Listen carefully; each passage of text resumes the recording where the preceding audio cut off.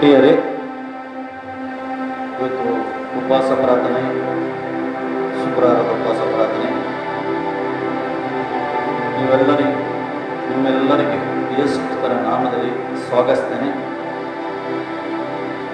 ನಾವು ಆರಂಭ ಮಾಡುವ ಮೊದಲು ಪ್ರಾರ್ಥಿಸುವ.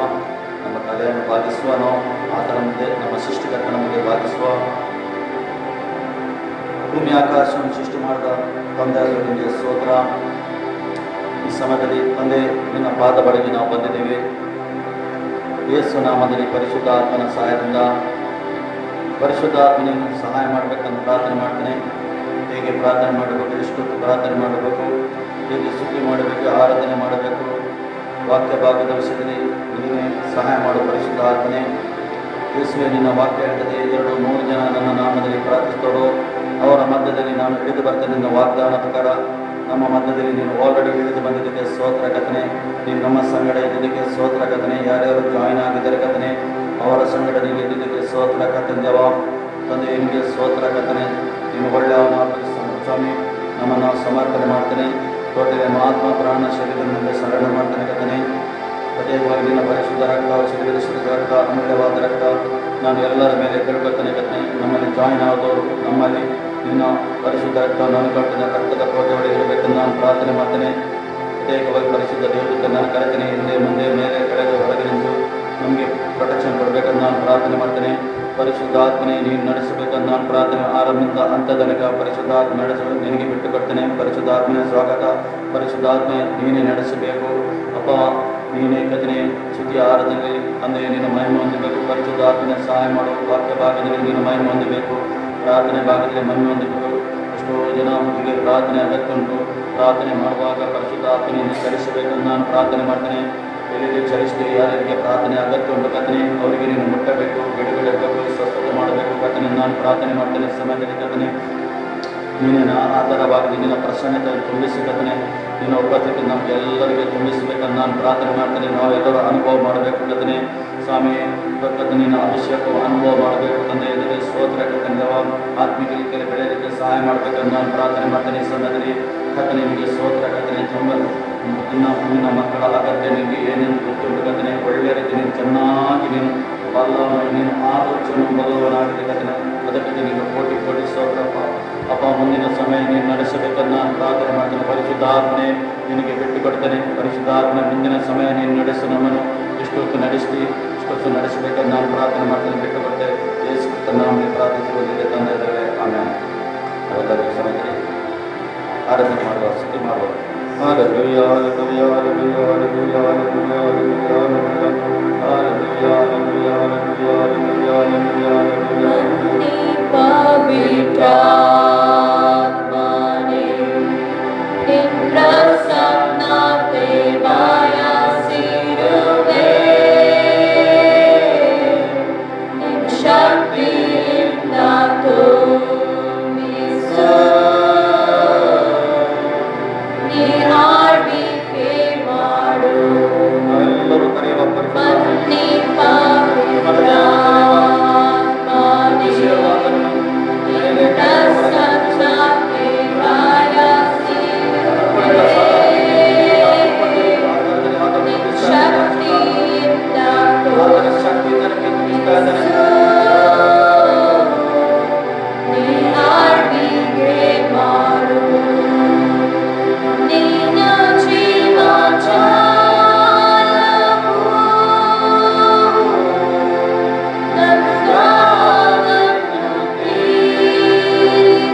ಎಲ್ಲರ ತಾವು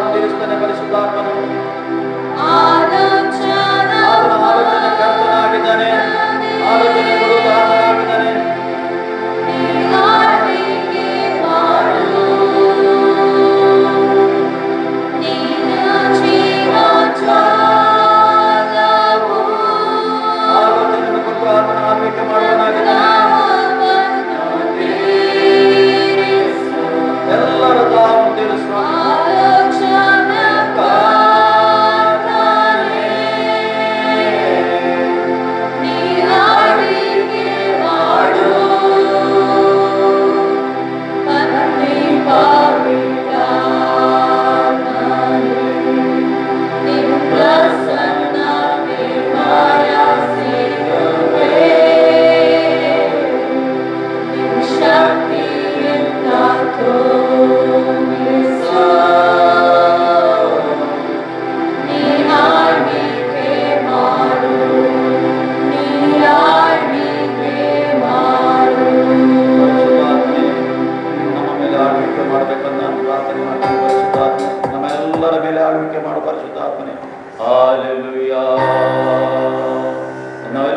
ಆತನಿಗೆ ಸ್ತುತಿಸುವ, ಮನಪೂರ್ವಕವಾಗಿ ಹೃದಯದಿಂದ ಆತನು ಸ್ತುತಿಸುವ, ಆತನನ್ನು ಕೊಂಡಾಡುವ, ಆತನ ನಾಮವನ್ನು ಮಹಿಮೆಪಡಿಸುವ ನಾವೆಲ್ಲರೂ.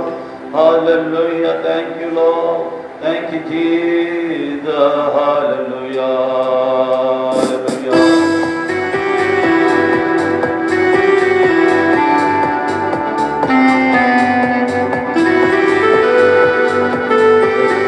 Thank you Lord, thank you. ಪರಿಶುದ್ಧಾತ್ಮನು ನಮ್ಮಲ್ಲಿ ಮೂವಾಗ್ತಾ ಇದ್ದಾನೆ, ಕಲಿಸ್ತಾ ಇದ್ದಾನೆ. ಪರಿಶುದ್ಧಾತ್ಮನು ಒಬ್ಬೊಬ್ಬರಿಗೆ ನಿನ್ನ ಅನುಭವ. Thank you Lord, thank you, thank you, thank you. ಯೇಸುವಲ್ಲವಾ, ಯೇಸುವಲ್ಲವಾ ಎಂದೆಂದು ಮಾತಾಡದು, ಅವನೆಂದೆಂದು ಮಾತಾಡದು.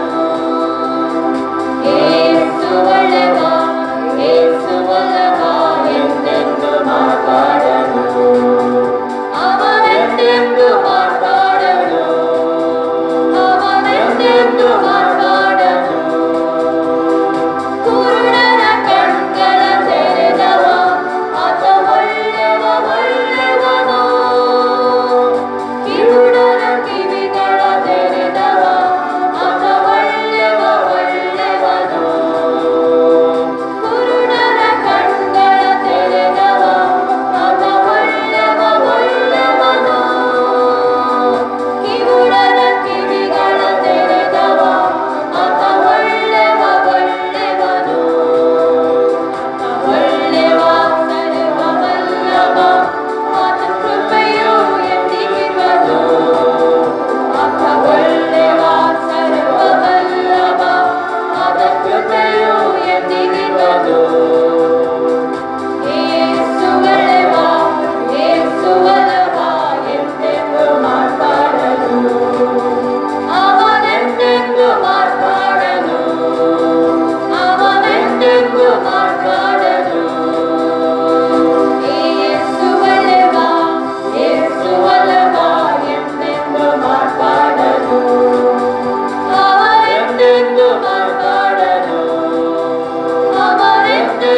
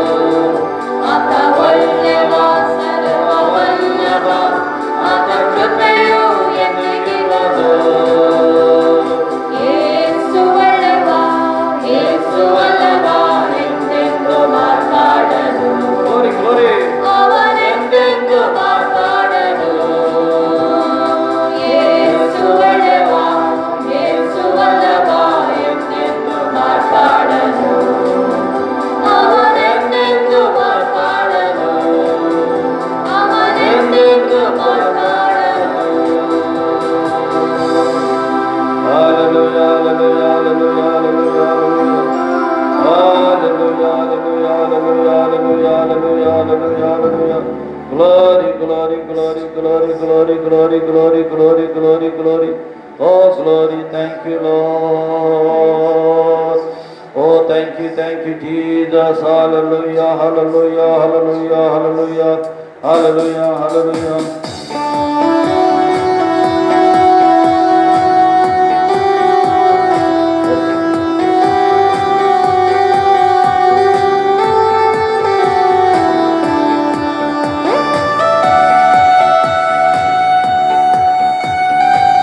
Thank you, Lord. Thank you.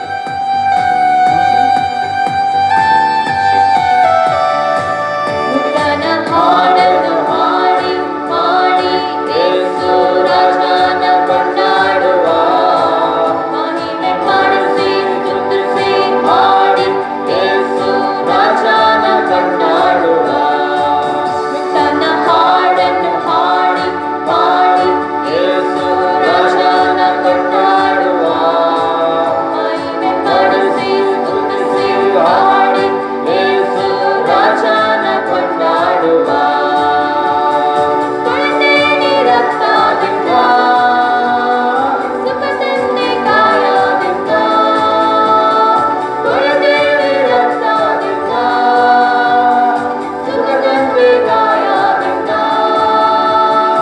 ಆದರಣೆ ವಾಕ್ಯದಿಂದ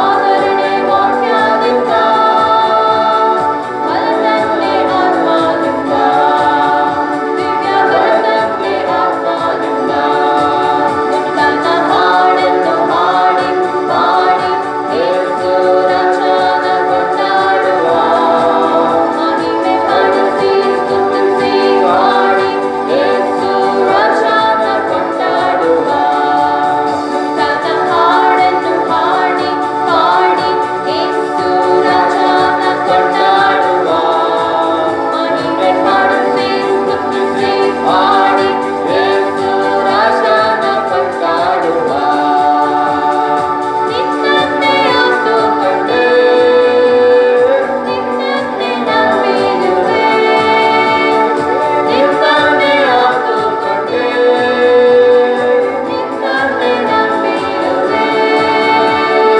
ಸಂಪೂರ್ಣ ಸಮಾಧಾನ ಸಂಪೂರ್ಣ ಸಮಾಧಾನ ನನ್ನಲ್ಲಿ ತುಂಬಿದವನೇ ಯೇಸು ನನ್ನಲ್ಲಿ ತುಂಬಿದವನೇ ನನ್ನ ಹಾಡನ್ನು ಹಾಡಿ ಹಾಡಿ ಯೇಸು ರಾಜನ ಕೊಂಡಾಡುವ ಮಹಿಮೆ ಪಡಿಸಿ ಸ್ತುತಿಸಿ ಹಾಡಿ ಯೇಸು ರಾಜನ ಕೊಂಡಾಡುವ ನೂತನ ಹಾಡನ್ನು ಹಾಡಿ ಹಾಡಿ ಯೇಸು ರಾಜನ ಕೊಂಡಾಡುವ ಮಹಿಮೆ ಪಡಿಸಿ ಸ್ತುತಿಸಿ ಹಾಡಿ ಯೇಸು ರಾಜನ ಕೊಂಡಾಡುವ ಯೇಸು ರಾಜನ ಕೊಂಡಾಡುವ ನೂತನ ಹಾಡನ್ನು ಹಾಡಿ ಹಾಡಿ ಯೇಸು ರಾಜನ ಕೊಂಡಾಡುವ Glory, glory, ಮಹಿಮೆ glory, glory. ಪಡಿಸಿ ಸ್ತುತಿಸಿ ಹಾಡಿ ಯೇಸು ರಾಜನ ಕೊಂಡಾಡುವ ತೊಳೆದೇನಿ ರಕ್ತದಿಂದ ಸುಖ ತಂದೆ ಕಾಯದಿಂದ ತೊಳೆದೇನಿ ರಕ್ತದಿಂದ ಸುಖ ತಂದೆ ಕಾಯದಿಂದ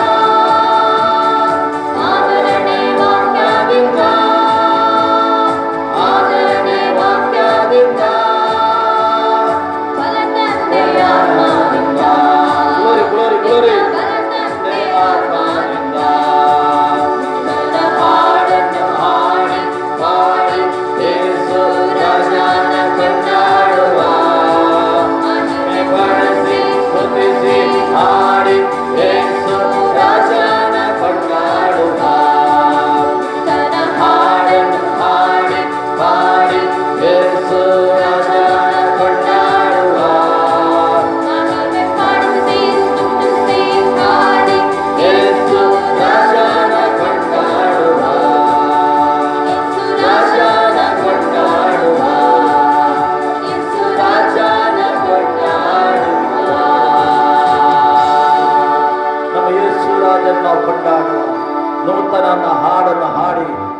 ಸ್ತುತಿಸುವ, ಅದನ್ನು ಕೊಂಡಾಡುವ. Oh thank you hallelujah hallelujah hallelujah ರಬಲ ಶಬಲಬ. Oh glory glory glory glory glory glory. Thank you Lord, thank you hallelujah hallelujah. Oh glory glory glory. Oh thank you Lord, thank you Jesus.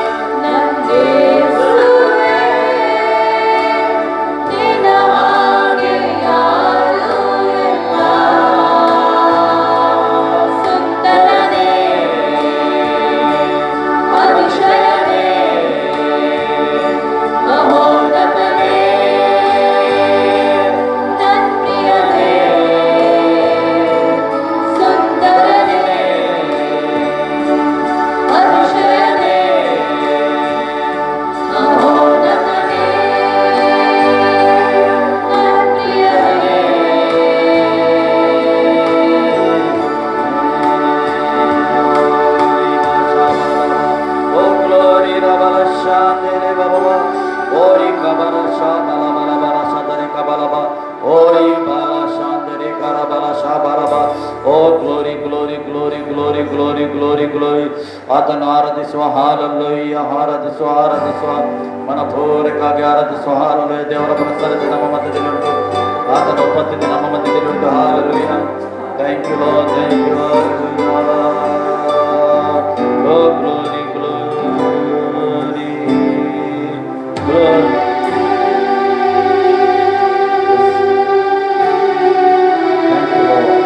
ನಿನ್ನ ಉಪಸ್ಥಿತಿ ನಮ್ಮ ಮಧ್ಯದಲ್ಲಿ ನಿನ್ನ ಪ್ರಸನ್ನತೆ ನಮ್ಮ ಮಧ್ಯದಲ್ಲಿ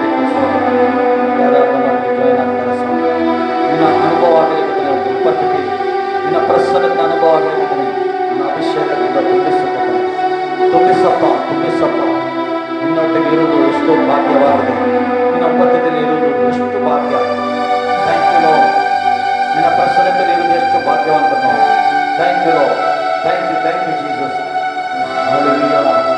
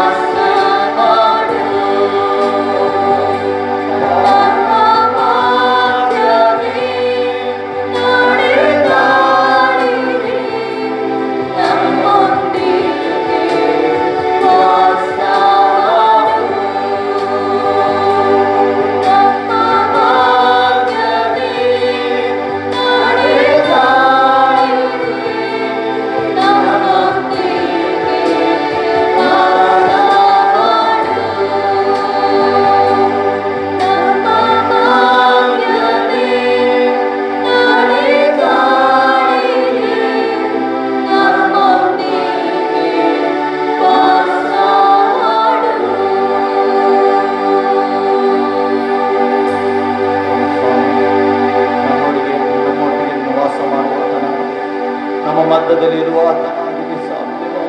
ನಿನ್ನ ವಾಕ್ಯ ಹೇಳ್ತದೆ, ಎಲ್ಲಿ ನಿನ್ನ ನಾಮದಲ್ಲಿ ಸ್ತುತಿ ಆರಾಧನೆ ಆಗ್ತದೆ ಅವರ ಮಧ್ಯದಲ್ಲಿ ನೀನಿದ್ದಿ. ಎಲ್ಲಿ ನಿನ್ನ ನಾಮದಲ್ಲಿ ಪ್ರಾರ್ಥಿಸ್ತರೋ ಅವರ ಮಧ್ಯದಲ್ಲಿ ನಿನಗೆ ಕರ್ತನೆ. ಈಗ ನಮ್ಮ ಸಂಗಡ ನೀನು ಇದ್ದಿ ಸ್ವಾಮಿ.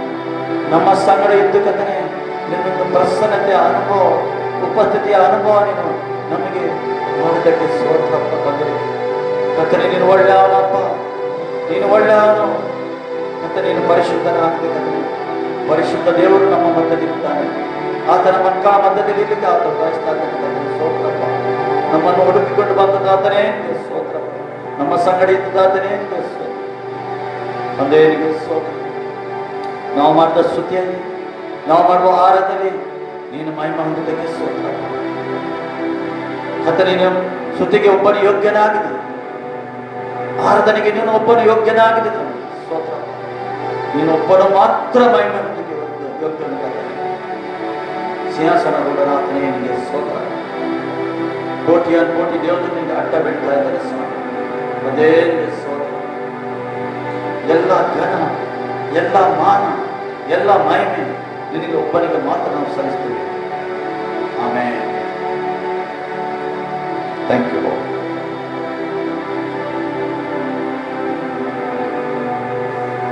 Praise the Lord. Hallelujah. ದೇವರಿಗೆ ಸ್ತೋತ್ರ. ನೀವು ನಮ್ಮೊಟ್ಟಿಗೆ ಇದ್ದೀರಿ. ಈಗ ಈ ಉಪವಾಸ ಪ್ರಾರ್ಥನೆಯಲ್ಲಿ ಯಾವಾಗ ನಾವು ಪ್ರಿಯರಿ ಉಪವಾಸ ಮಾಡಿ ಪ್ರಾರ್ಥನೆ ಮಾಡ್ತೇವೆ, ನಾವು ಆತ್ಮದಲ್ಲಿ ಬಲ ಹೊಂದುತ್ತೇವೆ. ನಮ್ಮ ಆತ್ಮಕ್ಕೆ ಬಲ ಬರ್ತದೆ ಪ್ರಿಯರೇ. ಅದಕ್ಕೋಸ್ಕರ ಕೆಲವು ಸರಿ ಉಪವಾಸ ಪ್ರಾರ್ಥನೆ ಇರಬೇಕಾಗ್ತದೆ. ಏಕೆ ಉಪವಾಸ ಪ್ರಾರ್ಥನೆ? ಇನ್ನೂ ನಾವು ಹತ್ತಿರ ಬರೋದು ಯೇಸುವಿನ ಹತ್ತಿರ. ಇನ್ನೂ ಆತನನ್ನು ತಿಳಿದುಕೊಳ್ಳಬೇಕು. ಇನ್ನೂ ಪ್ರಾರ್ಥನೆ ಆತ್ಮದಿಂದ ನಾವು ತುಂಬಬೇಕು. ಏಕೆಂದರೆ ದೇವರ ಮಕ್ಕಳ ಪ್ರಾರ್ಥನೆ ಅಗತ್ಯ ಉಂಟು. ಈ ಜಗತ್ತಿಗೆ ಅಗತ್ಯ ಉಂಟು. ನಮ್ಮ ನಾಡಿಗೆ, ನಮ್ಮ ದೇಶಕ್ಕೆ, ನಮ್ಮ ಪಟ್ಟಣಕ್ಕೆ, ನಮ್ಮ ಕುಟುಂಬಕ್ಕೆ ದೇವರ ಮಕ್ಕಳ ಪ್ರಾರ್ಥನೆ ಅಗತ್ಯ ಉಂಟು. ನಾವು ಕೂಡ ರಕ್ಷಣೆ ಬರಲಿಕ್ಕೆ ನಮಗೆ ಯಾರಾದರೂ ಪ್ರಾರ್ಥನೆ ಮಾಡಿದರೆ ಪ್ರಿಯರೇ, ಅದಕ್ಕೋಸ್ಕರ ನಾವು ರಕ್ಷಣೆ ಬಂದಿದ್ದೇವೆ. ಈಗ ನೀವು ಪ್ರಾರ್ಥನೆ ಮಾಡುವಾಗ ಯಾರಾದರೂ ರಕ್ಷಣೆಗೆ ಬರ್ತಾರೆ, ಅದು ದೇವರಿಗೆ ಚೆನ್ನಾಗಿ ಗೊತ್ತುಂಟು. ದೇವರು ಒಳ್ಳೆಯವನಾಗಿ, ಆತನು ಜ್ಞಾನವಂತನಾಗಿದ್ದಾನೆ. ಅದಕ್ಕೋಸ್ಕರ ಈ ಸನ್ನಿಧಿಯಲ್ಲಿ ನಾವು ಪ್ರಿಯರೇ ಇದ್ದೇವೆ. ಆತನ ಸನ್ನಿಧಿಯಲ್ಲಿ ಇರುವುದು ದೊಡ್ಡ ಭಾಗ್ಯವಾಗಿದೆ. ನೀವು ಎನಿಸಬಹುದು, ಇಲ್ಲಿಯ ಸನ್ನಿಧಿ ಇಲ್ಲ, ಈ ಲೋಕವನ್ನು ಬಿಟ್ಟ ನಂತರ ಕೂಡ ನಾವು ಆತನ ಸನ್ನಿಧಿಯಲ್ಲಿ ಇರ್ತೇವೆ, ಆತನ ಪ್ರಸನ್ನತೆಯಲ್ಲಿಯೇ ಇರ್ತೇವೆ, ಆತನ ಬೆಳಕಲ್ಲಿಯೇ ನಾವು ಇರ್ತೇವೆ. ಏಕೆಂದರೆ ದೇವರ ವಾಕ್ಯ ಸ್ಪಷ್ಟ ಹೇಳ್ತಾ ಉಂಟು ಪ್ರಿಯರೇ. ಈ ಸಮಯದಲ್ಲಿ ನಾವು ದೇವರ ವಾಕ್ಯವನ್ನು ಕೇಳಲಿಕ್ಕೆ ಹೋಗುವ ಮೊದಲು ನಾವು ಪ್ರಾರ್ಥಿಸುವ. ಪ್ರೀತಿ ಸ್ವರೂಪನಾದ ನಮ್ಮ ತಂದೆಯ ದೇವರಿಗೆ ಸ್ತೋತ್ರ. ನೀನು ಒಳ್ಳೆಯವನಾಗಿದ್ದೀ. ನಿನ್ನ ಮಕ್ಕಳಾಗಿ ಸೇರಿ ಮಾಡಿದ ಆರಾಧನೆ ಸ್ತುತಿಯಲ್ಲಿ ತಂದೆ ನೀನು ಮಹಿಮೆ ಹೊಂದಿದ್ದಕ್ಕೆ ಸ್ತೋತ್ರಪ್ಪ. ಏಕೆಂದರೆ ಮಹಿಮೆಗೆ ನೀನು ಒಬ್ಬನು ಮಾತ್ರ ಯೋಗ್ಯನಾಗಿದೆ ತಂದೆ. ಸ್ತೋತ್ರಪ್ಪ. ಕರ್ತನೇ, ನಿನ್ನ ಪ್ರಸನ್ನತೆಗಾಗಿ ಸ್ತೋತ್ರ. ನಿನ್ನ ಮಕ್ಕಳು ಅನುಭವ ಮಾಡಿದರು. ಈ ಸಮಯದಲ್ಲಿ ನಿನ್ನ ಜೀವವುಳ್ಳ ವಾಕ್ಯ ನಾವು ಕೇಳಲಿಕ್ಕೆ ಹೋಗ್ತೇವೆ ಕರ್ತನೇ. ನಮಗೆಲ್ಲರಿಗೆ ನಮ್ಮ ಆತ್ಮಕ್ಕೆ ವಾಕ್ಯ ಬೇಕು ಕರ್ತನೇ. ಮತ್ತು ಈ ಲೋಕದಲ್ಲಿ ಕೂಡ ಜೀವಿಸಲಿಕ್ಕೆ ನಮಗೆ ನಿನ್ನ ವಾಕ್ಯ ಬೇಕು ಸ್ವಾಮಿ. ನಮಗೆ ಸಹಾಯ ಮಾಡು.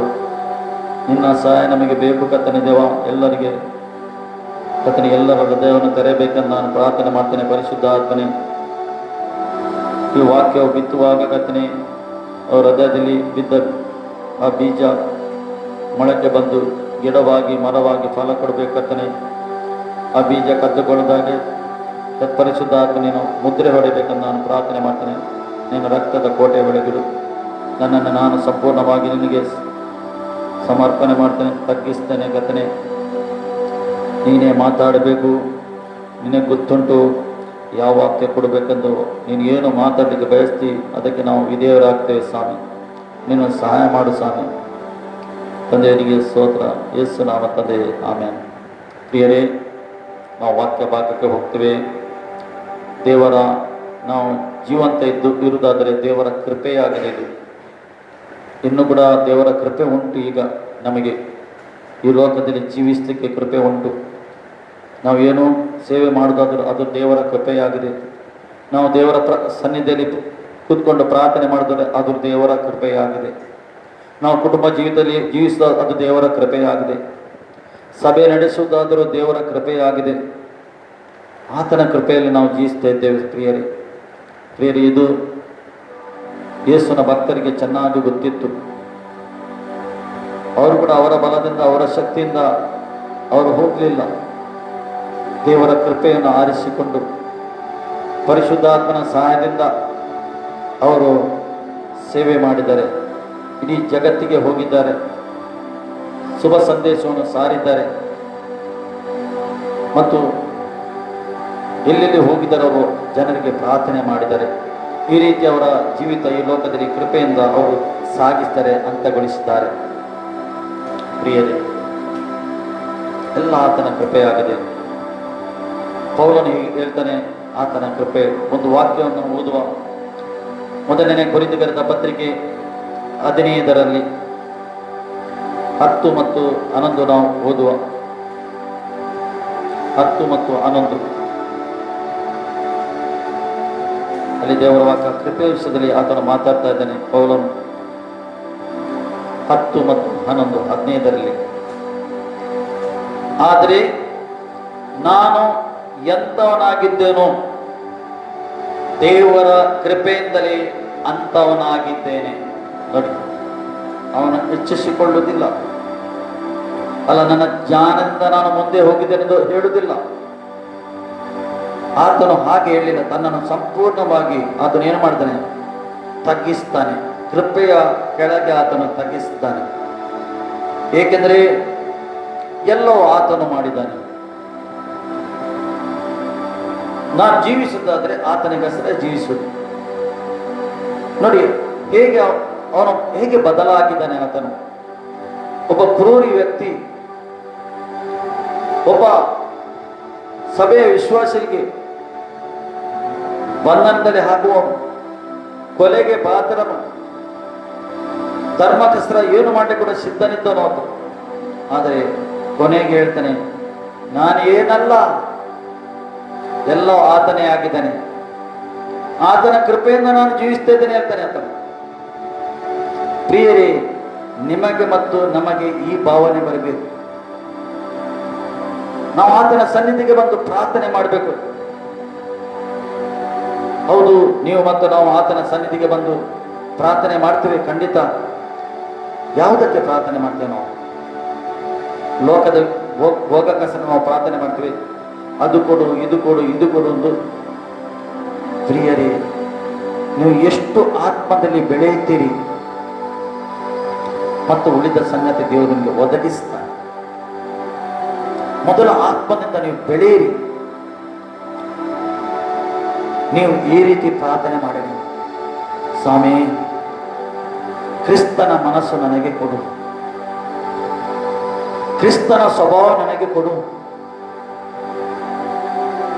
ಆತನ ಸ್ವಭಾವ ಬೇಕು ಪ್ರಿಯ ನಮಗೆ. ಆತನು ಈ ಲೋಕದಲ್ಲಿ ಹೇಗೆ ನಡೆದನೋ ಅದೇ ರೀತಿ ನಾವು ನಡೆಯಬೇಕು. ಆತನ ಸನ್ನಿಧಿಯಲ್ಲಿ ನಾವು ಪ್ರಾರ್ಥನೆ ಮಾಡು. ನಿನ್ನ ಆತ್ಮ ನನಗೆ ತುಂಬಿಸು, ಏಕೆ ನಾನು ಬದಲಾಗಬೇಕು. ಏಕೆಂದರೆ ನನ್ನಲ್ಲಿ ಕ್ರಿಸ್ತನನ್ನು ಇತರರು ನೋಡಬೇಕು. ಲೋಕದವರು ಕ್ರಿಸ್ತನನ್ನು ನೋಡಬೇಕಾದ್ರೆ ನನ್ನಲ್ಲಿ ನೋಡಬೇಕು. ಸ್ವಾಮಿ, ನನಗೆ ಮಾರ್ಪಡಿಸು. ನೀನು ಕುಂಬಾರನಾಗಿದ್ದಿ, ನಾನು ಜೇಡಿ ಮಣ್ಣೆಯ ಒಂದು ಮಡಕೆ ಆಗಿದ್ದೇನೆ. ನನಗೆ ಮಾರ್ಪಡಿಸು ಸ್ವಾಮಿ ಎಂದು ನೀನು ದೀನ ಭಾವದಿಂದ ತಗ್ಗಿಸಿಕೊಂಡ ಪ್ರಿಯರೇ, ಆತನ ಸನ್ನಿಧಿಯಲ್ಲಿ ನಾವು ಪ್ರಾರ್ಥನೆ ಮಾಡುವಾಗ, ಪ್ರಿಯ ದೇವರ ಮಕ್ಕಳೇ, ನೀವು ಬದಲಾದಿದೆ ನಿಮಗೆ ಗೊತ್ತಾಗುವುದಿಲ್ಲ. ಆತನು ಬದಲಾಯಿಸುವನಾಗಿದ್ದಾನೆ. ನಮಗೆ ಗೊತ್ತೇ ಆಗದೆ ನಾವು ಹೇಗೆ ಬದಲಾಗಿದ್ದೇವೆ ಎಂದು. ಬದಲಾಯಿಸುವನು ಆತನಾಗಿದ್ದಾನೆ. ನಾವು ನಮ್ಮನ್ನು ಬದಲಾಯಿಸಕ್ಕೆ ಆಗುವುದಿಲ್ಲ, ಆತನು ಬದಲಾಯಿಸ್ತಾನೆ. ಆಗ್ಬೋದು, ನೀವು ಎಷ್ಟು ಪ್ರಯತ್ನ ಮಾಡಿದಿರಿ ನಿಮ್ಮನ್ನು ಬದಲಾಯಿಸಿಕೆ, ಎಷ್ಟು ಸೇವಕರ ಹತ್ರ ಪ್ರಾರ್ಥನೆ ಮಾಡಿಸಿದಿರಿ, ತಲೆಗೆ ಕೈ ಇಡಿಸಿರಿ, ಸಾಧ್ಯ ಇಲ್ಲ, ಸಾಧ್ಯ ಇಲ್ಲ. ನೋಡಿ, ದೇವರ ವಾಕ್ಯದ ಮಗನು ಬಿಡುಗಡೆ ಕೊಟ್ಟರೆ ಅದು ಸಂಪೂರ್ಣವಾಗಿ ಬಿಡುಗಡೆ. ಒಬ್ಬರಿಗೆ ಸ್ವಸ್ಥತೆ ಆಗುವುದಾದ್ರೆ, ಒಬ್ಬ ಸೇವಕನು ಪ್ರಾರ್ಥನೆ ಮಾಡುವಾಗ ಹೇಳ್ತಾನೆ, ನಿನಗೆ ಈಗ ಸ್ವಸ್ಥತೆ ಆಯಿತು ಹೇಳುವಾಗ, ಒಂದು ವೇಳೆ ದೇವರ ಆತ್ಮ ನಿನಗೆ ಮುಟ್ಟುವುದಾದ್ರೆ, ಆ ಸ್ವಸ್ಥತೆ ಆತ್ಮ ನಿನಗೆ ಮುಟ್ಟುವುದಾದ್ರೆ, ಖಂಡಿತವಾಗಿ ನಿನ್ನಲ್ಲಿದ್ದ ರೋಗ ಟೋಟಲಿ ಗುಣ ಆಗ್ತದೆ. ಆ ನೋವು ಟೋಟಲಿ ಗುಣ ಆಗ್ತದೆ. ಸ್ವಲ್ಪ ಅಲ್ಲ, ಸ್ವಲ್ಪ ಗುಣ ಮಾಡುವುದಿಲ್ಲ ದೇವರು. ದೇವರು ಗುಣ ಮಾಡಿದರೆ ಸಂಪೂರ್ಣ ಗುಣ ಮಾಡ್ತಾನೆ. ಮತ್ತೆ ಅದು ಬರುವುದೇ ಇಲ್ಲ, ನೆಕ್ಸ್ಟ್ ಬರುವುದೇ ಇಲ್ಲ ಅದು. ಅದಕ್ಕೆ ಹೇಳ್ತದೆ ದೇವರ ಕೃಪೆ. ಇಲ್ಲಿ ಪೌಲನು ಏನ್ ಹೇಳ್ತಾನೆ? ಪೌಲನು ಹೇಳ್ತಾ ಇದ್ದಾನೆ, ನಾನು ಎಂತವನಾಗಿದ್ದೇನೋ ದೇವರ ಕೃಪೆಯಿಂದಲೇ ಅಂತವನಾಗಿದ್ದೇನೆ. ದೇವರ ಕೃಪೆಯಿಂದಲೇ ಅಂತವನಾಗಿದ್ದೆ ನಾನು ಅಪ್ಪಸ್ತನಾದರೂ ದೇವರ ಕೃಪೆಯಿಂದ ಹೇಳ್ತಾನೆ. ಅದು ತಗ್ಗಿಸ್ತಾನೆ. ಅದು ದೀನತೆ ಒಬ್ಬ ವ್ಯಕ್ತಿಗೆ ವೆರಿ ವೆರಿ ಇಂಪಾರ್ಟೆಂಟ್. ನೀವೊಂದು ಚಿಕ್ಕ ಮಕ್ಕಳಾಗಿ ಆಗದೆ ದೇವರ ರಾಜ್ಯಕ್ಕೆ ಸೇರುವುದೇ ಇಲ್ಲ ಅಂತಾನೆ. ನಿಮಗೆ ಸತ್ಯವಾಗಿ ನಾನು ಹೇಳ್ತೇನೆ, ಯೇಸು ಹೇಳ್ತೇನೆ, ಮತ್ತೇನ 18ನೇ ಅಧ್ಯಾಯದಲ್ಲಿ ನಾವು ಓದಿದರೆ ಗೊತ್ತಾಗ್ತದೆ, ನೀವೊಂದು ಚಿಕ್ಕ ಮಕ್ಕಳಾಗಿ ಆಗದೆ ದೇವರ ರಾಜ್ಯದೊಳಗೆ ಸೇರ್ಲಿಕ್ಕೆ ಆಗುವುದೇ ಇಲ್ಲ. ಪ್ರಿಯರೇ, ದೀನತೆ. ನಾನು ಕೂಡ ದೇವರ ಹತ್ರ ಪ್ರಾರ್ಥನೆ ಮಾಡ್ತಾ ಇದ್ದೇನೆ, ನನಗೆ ದೀನತೆಯನ್ನು ನಡೆಸು ಸ್ವಾಮಿ. ಸಹಿಷ್ಣುವಿಕೆ ಶಕ್ತಿಗಳು ನೀವು ಬೇಡಬೇಕು, ಆತ ನಡೆಸ್ತಾನೆ. ದೀನತೆ ಎಲ್ಲಿ ಉಂಟು? ನಿಮ್ಮ ಒಳಗೆ ಉಂಟು, ಹೊರಗೆ ಅಲ್ಲ. ಹೊರಗೆ ನೋಡುವಾಗ ಅವನು ಒಬ್ಬ ಕ್ರೂರಿ ತರ ತೋರಬಹುದು, ಒಬ್ಬ ಸಿಟ್ಟಿನ ಹಾಗೆ ನೋಡಬಹುದು. ಆದರೆ ಒಳಗೆ ಆತನು ಹೇಗಿದ್ದಾನೆ, ಒಳಗೆ ಆತನ ಸ್ವಭಾವ ಹೇಗೆ ಉಂಟು, ಒಳಗಿನದ್ದು ವೆರಿ ವೆರಿ ಇಂಪಾರ್ಟೆಂಟ್ ಪ್ರಿಯರಿ. ಅದಕ್ಕೆ ಪೌಲನು ಹೇಳ್ತಾ ಇದ್ದಾನೆ. ಮುಂದೆ ಏನ್ ಹೇಳ್ತಿದ್ದೀರಿ? ನನಗೆ ಉಂಟಾದ ಆತನ ಕೃಪೆಯು ನಿಷ್ಪಟ್ಟವಲ್ಲ ಅಂತಾನೆ. ಆತನ ಕೃಪೆ ವಿಷಯದಲ್ಲಿ ಮಾತಾಡ್ತಾನೆ. ಆತನಿಗೆ ಎಷ್ಟು ಜ್ಞಾನ, ಆತ್ಮಿಕ ಜ್ಞಾನ ದೇವರು ಕೊಟ್ಟಿದ್ದಾನೆ. ನೋಡಿ, ಎಷ್ಟು ಜ್ಞಾನ ಕೊಟ್ಟಿದ್ದಾನೆ ಆತನಿಗೆ. ಆದರೂ ಎಲ್ಲಿ ಹೋದರೂ, ಯಾವ ಸಭೆಗೆ ಹೋದರೂ ಜ್ಞಾನದಿಂದ ಮಾತಾಡ್ತಿದ್ದ. ದೇವರ ಕೃಪೆಯಾಗಿದೆ. ಆತ್ಮಿಕ ಜ್ಞಾನ ವೆರಿ ವೆರಿ ಇಂಪಾರ್ಟೆಂಟ್ ವ್ಯಕ್ತಿಗೆ. ಮುಂದೆ ಏನಂತಾನೆ ಆತನು? ನಾನು ಅವರಿಗೆಲ್ಲರಿಗಿಂತಲೂ ಹೆಚ್ಚಾಗಿ ಅವರೆಲ್ಲರಿಗಿಂತಲೂ ನಾನು ಹೆಚ್ಚಾಗಿ ಪ್ರವೇಶ ಪಟ್ಟೆನು. ಯಾರು? ಯೇಸುವಿಗೆ ಅಪೊಸ್ತಲರು ಇದ್ದರು, ಯೇಸುವಿಗೆ ಇದ್ದವರು ಮತ್ತು ಎಷ್ಟೋ ಅಪೊಸ್ತಲರು ಇದ್ದರು. ನಾನು ಅವರಿಗೆಲ್ಲರಿಗಿಂತಲೂ ಹೆಚ್ಚಾಗಿ ಪ್ರಯಾಸ ಪಟ್ಟೆನು ಹೇಳ್ತಾನೆ.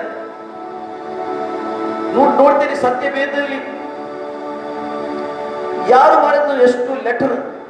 ಆತನು ಬರೆದದ್ದು, ಆತನು ಬರೆದ ಲೆಟರ್ ಇದು. ಹೆಚ್ಚಾಗಿ ನಾನು ಪ್ರಯಾಸ ಪಡ್ತೇನೆ. ಏನೋ ಆಗಲಿ ಲೋಕಕ್ಕೆ ಸುವಾರ್ಥ ಸಾರ ಪಡಬೇಕು. ಯೇಸು ಕ್ರಿಸ್ತನು ಯಾರೆಂದು ಮಾನವನಿಗೆ ಗೊತ್ತಾಗಬೇಕು, ತಿಳ್ಕೊಳ್ಳಬೇಕು. ಯೇಸು ಕ್ರಿಸ್ತನ ಜೀವಂತ ದೇವರಿಂದ ತಿಳ್ಕೊಳ್ಬೇಕು, ಯೇಸುನ ಪ್ರೀತಿ ತಿಳ್ಕೊಳ್ಳಬೇಕು ಎಂದು ಆತನು ಪ್ರಯಾಸ ಪಟ್ಟಿದ್ದಾನೆ. ಮುಂದೆ ಆತನು ಹೇಳ್ತಾನೆ, ನೋಡಿ ಪುನಃ ಹೇಳ್ತಾನೆ ಆತನು, ಆದರೆ ಪ್ರಯಾಸ ಪಟ್ಟವನು ನಾನಲ್ಲ ಹೇಳ್ತಾನೆ. ಅವನು ನಾನು ಪ್ರಯಾಸ ಪಡಲಿಲ್ಲ ಹೇಳ್ತಾನೆ ಆತನು.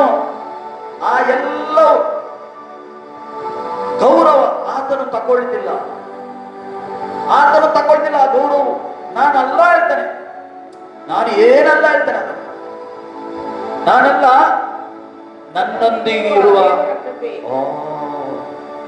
ನನ್ನೊಂದಿಗೆ ಇರುವ ದೇವರ ಕೃಪೆಯಾಗಿದೆ. ಪ್ರಿಯರೇ, ಇವತ್ತು ನೀವು ಪ್ರಯಾಸ ಪಡುವುದಾದರೂ ಕ್ರಿಸ್ತನಿಗಸ್ರ, ಸುವಾರ್ತಿಗಸ್ರ, ಅದು ದೇವರ ಕೃಪೆಯಾಗಿದೆ. ಕೃಪೆಯಿಂದ ಮಾತ್ರ ನೀವು ಪ್ರಯಾಸ ಮಾಡಲಿಕ್ಕೆ ಆಗ್ತದೆ, ಇಲ್ಲದರೆ ಆಗುವುದಿಲ್ಲ. ಪ್ರಿಯರೇ, ಒಂದು ವೇಳೆ ನಿಮಗೆ ಆತ್ಮಿಕ ಜ್ಞಾನ ಇದ್ದರೆ ಅದು ದೇವರ ಕೃಪೆಯಾಗಿದೆ. ದೇವರ ಕೃಪೆ, ಮನುಷ್ಯ ಜ್ಞಾನ ಅಲ್ಲ. ಆತ್ಮಿಕ ಜ್ಞಾನ ವೆರಿ ವೆರಿ ಇಂಪಾರ್ಟೆಂಟ್ ವ್ಯಕ್ತಿಗೆ. ಒಂದು ಸರಿ ನಿಮಗೆ ಆತ್ಮಿಕ ಜ್ಞಾನಕ್ಕೆ ನೀನು ಸೇರಿದರೆ ಅವರನ್ನು ಗಟ್ಟಿಯಾಗಿ ನೀನು ಹಿಡ್ಕೊಳ್ಬೇಕು.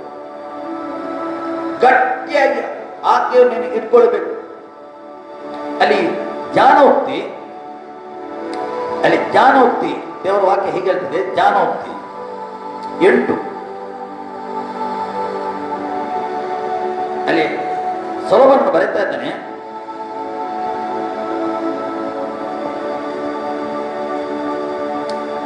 Thank you Lord. ಜ್ಞಾನದ ವಿಷಯದಲ್ಲಿ ಆತನು ಬರೆಯುತ್ತಾ ಇದ್ದಾನೆ.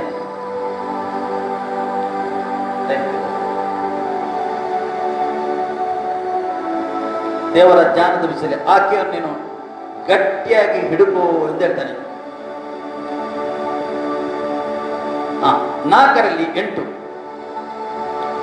ಜ್ಞಾನ ಎಂಬ ಆಕೆಯು ಶ್ರೇಷ್ಠಳು ಎಂದು ನೀನು ಭಾವಿಸಿದರೆ ಆಕೆಯು ನಿನ್ನನ್ನು ಉನ್ನತ ಸ್ಥಿತಿಗೆ ತರುವವಳು.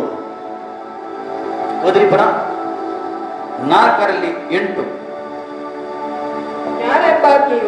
ಜ್ಞಾನ ಎಂಬ ಆಕೆಯು ಶ್ರೇಷ್ಠಳು ಎಂದು ನೀನು ಭಾವಿಸಿದರೆ ಆಕೆಯು ನಿನ್ನ ನೋಡಿ, ಆಕೆಯು ನಿನ್ನನ್ನು ಉನ್ನತಿಗೆ ತರುವಳು. ಏನು? ಜ್ಞಾನ. ಆಕೆ ನಿನಗೆ ಉನ್ನತಿಗೆ ತರುತ್ತಾಳೆ. ಜ್ಞಾನ ಬಂದದ್ದು ನಾವು ಉಬ್ಬುವುದ ಇಲ್ಲ, ತಗ್ಗಿಸಬೇಕು. ಪುನಃ ನಾವು ಯಾಕೋಬನ ಪತ್ರಿಕೆಗೆ ಹೋಗುವ. ಯಾಕೋಬನ ಒಳ್ಳೆ ರೀತಿಯಿಂದ ಬಿಡಿಸಿ ಬರೆದಿದ್ದಾನೆ. 3:13 ನಮ್ಮಲ್ಲಿ ಬುದ್ಧಿವಂತನು ಯಾರು ಹೇಳ್ತಾನೆ. ಅದು ನಮ್ಮಲ್ಲಿ ಜ್ಞಾನಿಯು ಬುದ್ಧಿವಂತನು ಯಾರಾಗಿದ್ದಾನೆ, ಯಾರು ಅಂತ ಹೇಳ್ತಾನೆ. ಮುಂದೆ ಹೇಳ್ತಾನೆ, ಅಂಥವನು ಯೋಗ್ಯವಾಗಿ ನಡೆದುಕೊಂಡು ಜ್ಞಾನದ ಲಕ್ಷಣವಾಗಿರುವ ಶಾಂತ ಗುಣದಿಂದ ಅದರ ಫಲವನ್ನು ತೋರಿಸಲಿ ಹೇಳ್ತಾರೆ.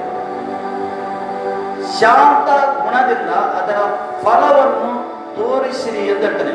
ಅಂದ್ರೆ ಒಬ್ಬ ವ್ಯಕ್ತಿಗೆ ದೇವರ ವಾಕ್ಯದ ಅವನ ಫಲದಿಂದ ಗುರುತಿಸಿರಿ ಅಂತ ಹೇಳ್ತಾನೆ. ಫ್ರೂಟ್ಸ್ ಅದು ಹೇಗೆ ತೋರಿಸಬೇಕು? ಶಾಂತ ಗುಣದಿಂದ ತೋರಿಸಿರಿ ಎಂದು ಹೇಳ್ತಾರೆ. ಅದಕ್ಕೆ ಏನು ಬೇಕು? ಆತ್ಮಿಕ ಜ್ಞಾನ ಬೇಕು, ಸ್ಪಿರಿಚುವಲ್ ವಿಸ್ಡಮ್, ಆತ್ಮಿಕ ಜ್ಞಾನ ಬೇಕು. ಅದಕ್ಕೆ ಆತನು ಬರೀತಾನೆ. ಮುಂದೆ ಏನಂತಾನೆ ಅಲ್ಲಿ? ಆದರೆ ತೀಕ್ಷ್ಣವಾದ ಮತ್ಸರವು ಪಕ್ಷಭೇದವು ನಿಮ್ಮ ಹೃದಯದೊಳಗೆ ಇರುವಲ್ಲಿ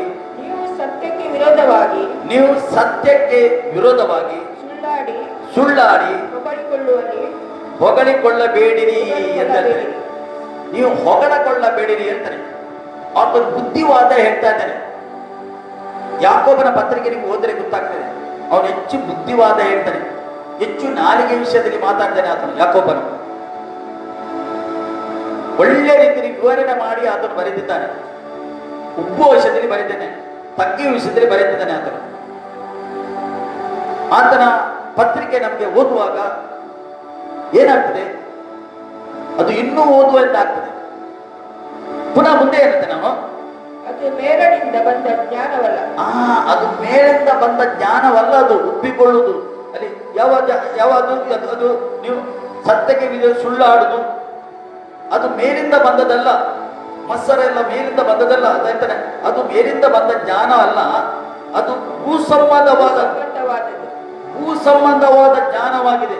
ನೋಡಿ, ಭೂಸಂಬಂಧವಾದ ಜ್ಞಾನ ಉಂಟು, ಪರಲೋಕದ ಜ್ಞಾನ ಉಂಟು, ಆತ್ಮಿಕ ಜ್ಞಾನ ಉಂಟು, ವ್ಯತ್ಯಾಸ ಉಂಟು. ಪ್ರಾಕೃತ ಭಾವವಾದದ್ದು, ದೆವ್ವಗಳಿಗೆ ದವ್ವಗಳಿಗೆ ಸಂಬಂಧಪಟ್ಟದ್ದು, ಮತ್ಸರವು ಮತ್ಸರು, ಪಕ್ಷಭೇದವು ಇರುವ ಕಡೆ, ಪಕ್ಷಭೇದ ಇರುವ ಕಡೆಗೆ ಗಲಿಬಿಲಿಯು, ಗಲಿಬಿಲಿಯು, ಸಕಲ ವಿಧ ನೀಚ ಕೃತ್ಯಗಳು ಸಕಲ ವಿಧವಾದ ನೀಚ ಕೃತ್ಯಗಳು ಇರುವುದು. ಗಲಿಬಿಲಿ ಅಂತವರು ಯಾವಾಗಲೂ ಗಲಿಬಿಲಿ ಇದ್ದಾರೆ, ಸಕಲ ವಿಧವಾದ ನೀಚ ಕೃತ್ಯಗಳನ್ನು ಮಾಡ್ತಾ ಇದ್ದಾರೆ. ಲೇಕೆ ಲೋಕದ ಜ್ಞಾನ, ಲೋಕದ ತಿಳುವಳಿಕೆ ಅದರಲ್ಲಿ ಎಲ್ಲ ಮಿಕ್ಸ್ ಉಂಟು. ಆತ್ಮಿಕ ಜ್ಞಾನ ನಿನಗೆ ಉನ್ನತ ಸ್ಥಿತಿಗೆ ತರ್ತದೆ. ಆಕೆಯು ನಿನಗೆ ಏನು ಮಾಡ್ತದೆ? ನಿನಗೆ ಉನ್ನತ ಸ್ಥಿತಿಗೆ ತಂದಿಡ್ತಾಳೆ. ಆಕೆ ಜ್ಞಾನ ಎಂಬ ಆಕೆ. ನಾವು ಜ್ಞಾನೋಕ್ತಿ ಓದಿ ನಮ್ಗೆ ಗೊತ್ತಾಗ್ತದೆ, ಅದನ್ನು ಒಳ್ಳೆ ರೀತಿಯಲ್ಲಿ ಬಿಡಿಸಿದ್ದಾನೆ ಆಕೆಯ ವಿಷಯದಲ್ಲಿ, ಜ್ಞಾನದ ವಿಷಯದಲ್ಲಿ. ನಮಗೇನು ಬೇಕು ಇವತ್ತು ಪ್ರಿಯರೇ? ಆತ್ಮಿಕ ಜ್ಞಾನ. ಆತ್ಮಿಕ ಜ್ಞಾನ ವೆರಿ ವೆರಿ ಇಂಪಾರ್ಟೆಂಟ್. ಮುಂದೆ ಏನಂತದೆ ಅದು ಅವನು ಬರೆಯುತ್ತಾನೆ. ಆದರೆ ಮೇಲನಿಂದ ಬರುವ ಜ್ಞಾನವು, ಮೇಲಿನಿಂದ ಬರುವ ಜ್ಞಾನ ಮೊದಲು ಪರಿಶುದ್ಧವಾದದ್ದು. ಮೊದಲು ಪರಿಶುದ್ಧವಾದ. ನೋಡಿ ಆತನು ಹೇಳ್ತಾನೆ, ಮೇಲಿಂದ ಬಂದ ಜ್ಞಾನ ಮೊದಲು ಫಸ್ಟ್ ಪರಿಶುದ್ಧ ಜ್ಞಾನ. ಅದು ಅದರಲ್ಲಿ ಕಳಂಕ ಇಲ್ಲ. ಅದರ ಏನು ನಿಮಗೆ ಆ ಜ್ಞಾನ ನೀವು ಕೇಳ್ಕೊಳ್ಳುವಾಗ, ದೇವರು ಕೊಡುವಾಗ ಅದು ಪರಿಶುದ್ಧವಾಗಿದೆ. ಅದು ಏನು ಕೆಟ್ಟ ಜ್ಞಾನ ಅಲ್ಲ, ಅದು ಕೆಟ್ಟ ಜ್ಞಾನ. ಅದಕ್ಕೆ ಹೇಳ್ತಾನೆ ಮೇಲಿಂದ ಬಂದ ಜ್ಞಾನ ಅದು ಪರಿಶುದ್ಧ ಜ್ಞಾನವಾಗಿದೆ. ಅದಕ್ಕೆ ಯೇಸು ಹೇಳ್ತಾನೆ ಅಲ್ಲಿ, ಅದಕ್ಕೆ ಯೇಸು ಹೇಳ್ತಾನೆ, ನೀವು ಲೋಕದವರು ಲೋಕದ ರೀತಿಯಲ್ಲಿ ಮಾತಾಡ್ತೀರಿ ಅಂದ್ರೆ ಲೋಕದ ಜ್ಞಾನದ ರೀತಿಯಲ್ಲಿ ಮಾತಾಡ್ತಾ ಇದ್ದೀರಿ. ನಾನು ಲೋಕದವನಲ್ಲ, ನಾನು ಮೇಲಿಂದ ಬಂದವನು, ಮೇಲಿನ ಭಾಷೆ ನಾನು ಮಾತಾಡ್ತಾನೆ. ಯಾವ ಮೇಲಿನ ಭಾಷೆ? ಪರಿಶುದ್ಧ ಭಾಷೆ. ಯೇಸುಗೆ ಜ್ಞಾನ ಯಾವುದು? ಶುದ್ಧ ಜ್ಞಾನ, ಪರಿಶುದ್ಧ ಜ್ಞಾನ ಇತ್ತದು. ನಾನು ಮೇಲಿನ ವಿಷಯದಲ್ಲಿ ಮಾತಾಡ್ತಾನೆ, ನೀವು ಲೋಕದ ವಿಷಯದಲ್ಲಿ ಮಾತಾಡ್ತೀರಿ. ನಿಮಗೆ ನಾನು ಏನು ಮಾತಾಡ್ತೇನೆ ನಿಮಗೆ ಅರ್ಥ ಆಗುದಿಲ್ಲ. ಏಕೆ? ನೀವು ಲೋಕದವರು, ಲೋಕದ ಜ್ಞಾನದಿಂದ ತುಂಬಿದಿರಿ. ಇವತ್ತು ನೀವು ನೋಡ್ತಾ ಇದ್ದೀರಿ, ಲೋಕದ ಮಾನವನು ಲೋಕದ ಜ್ಞಾನದಿಂದ ತುಂಬಿ ಹೋಗಿದ್ದಾನೆ.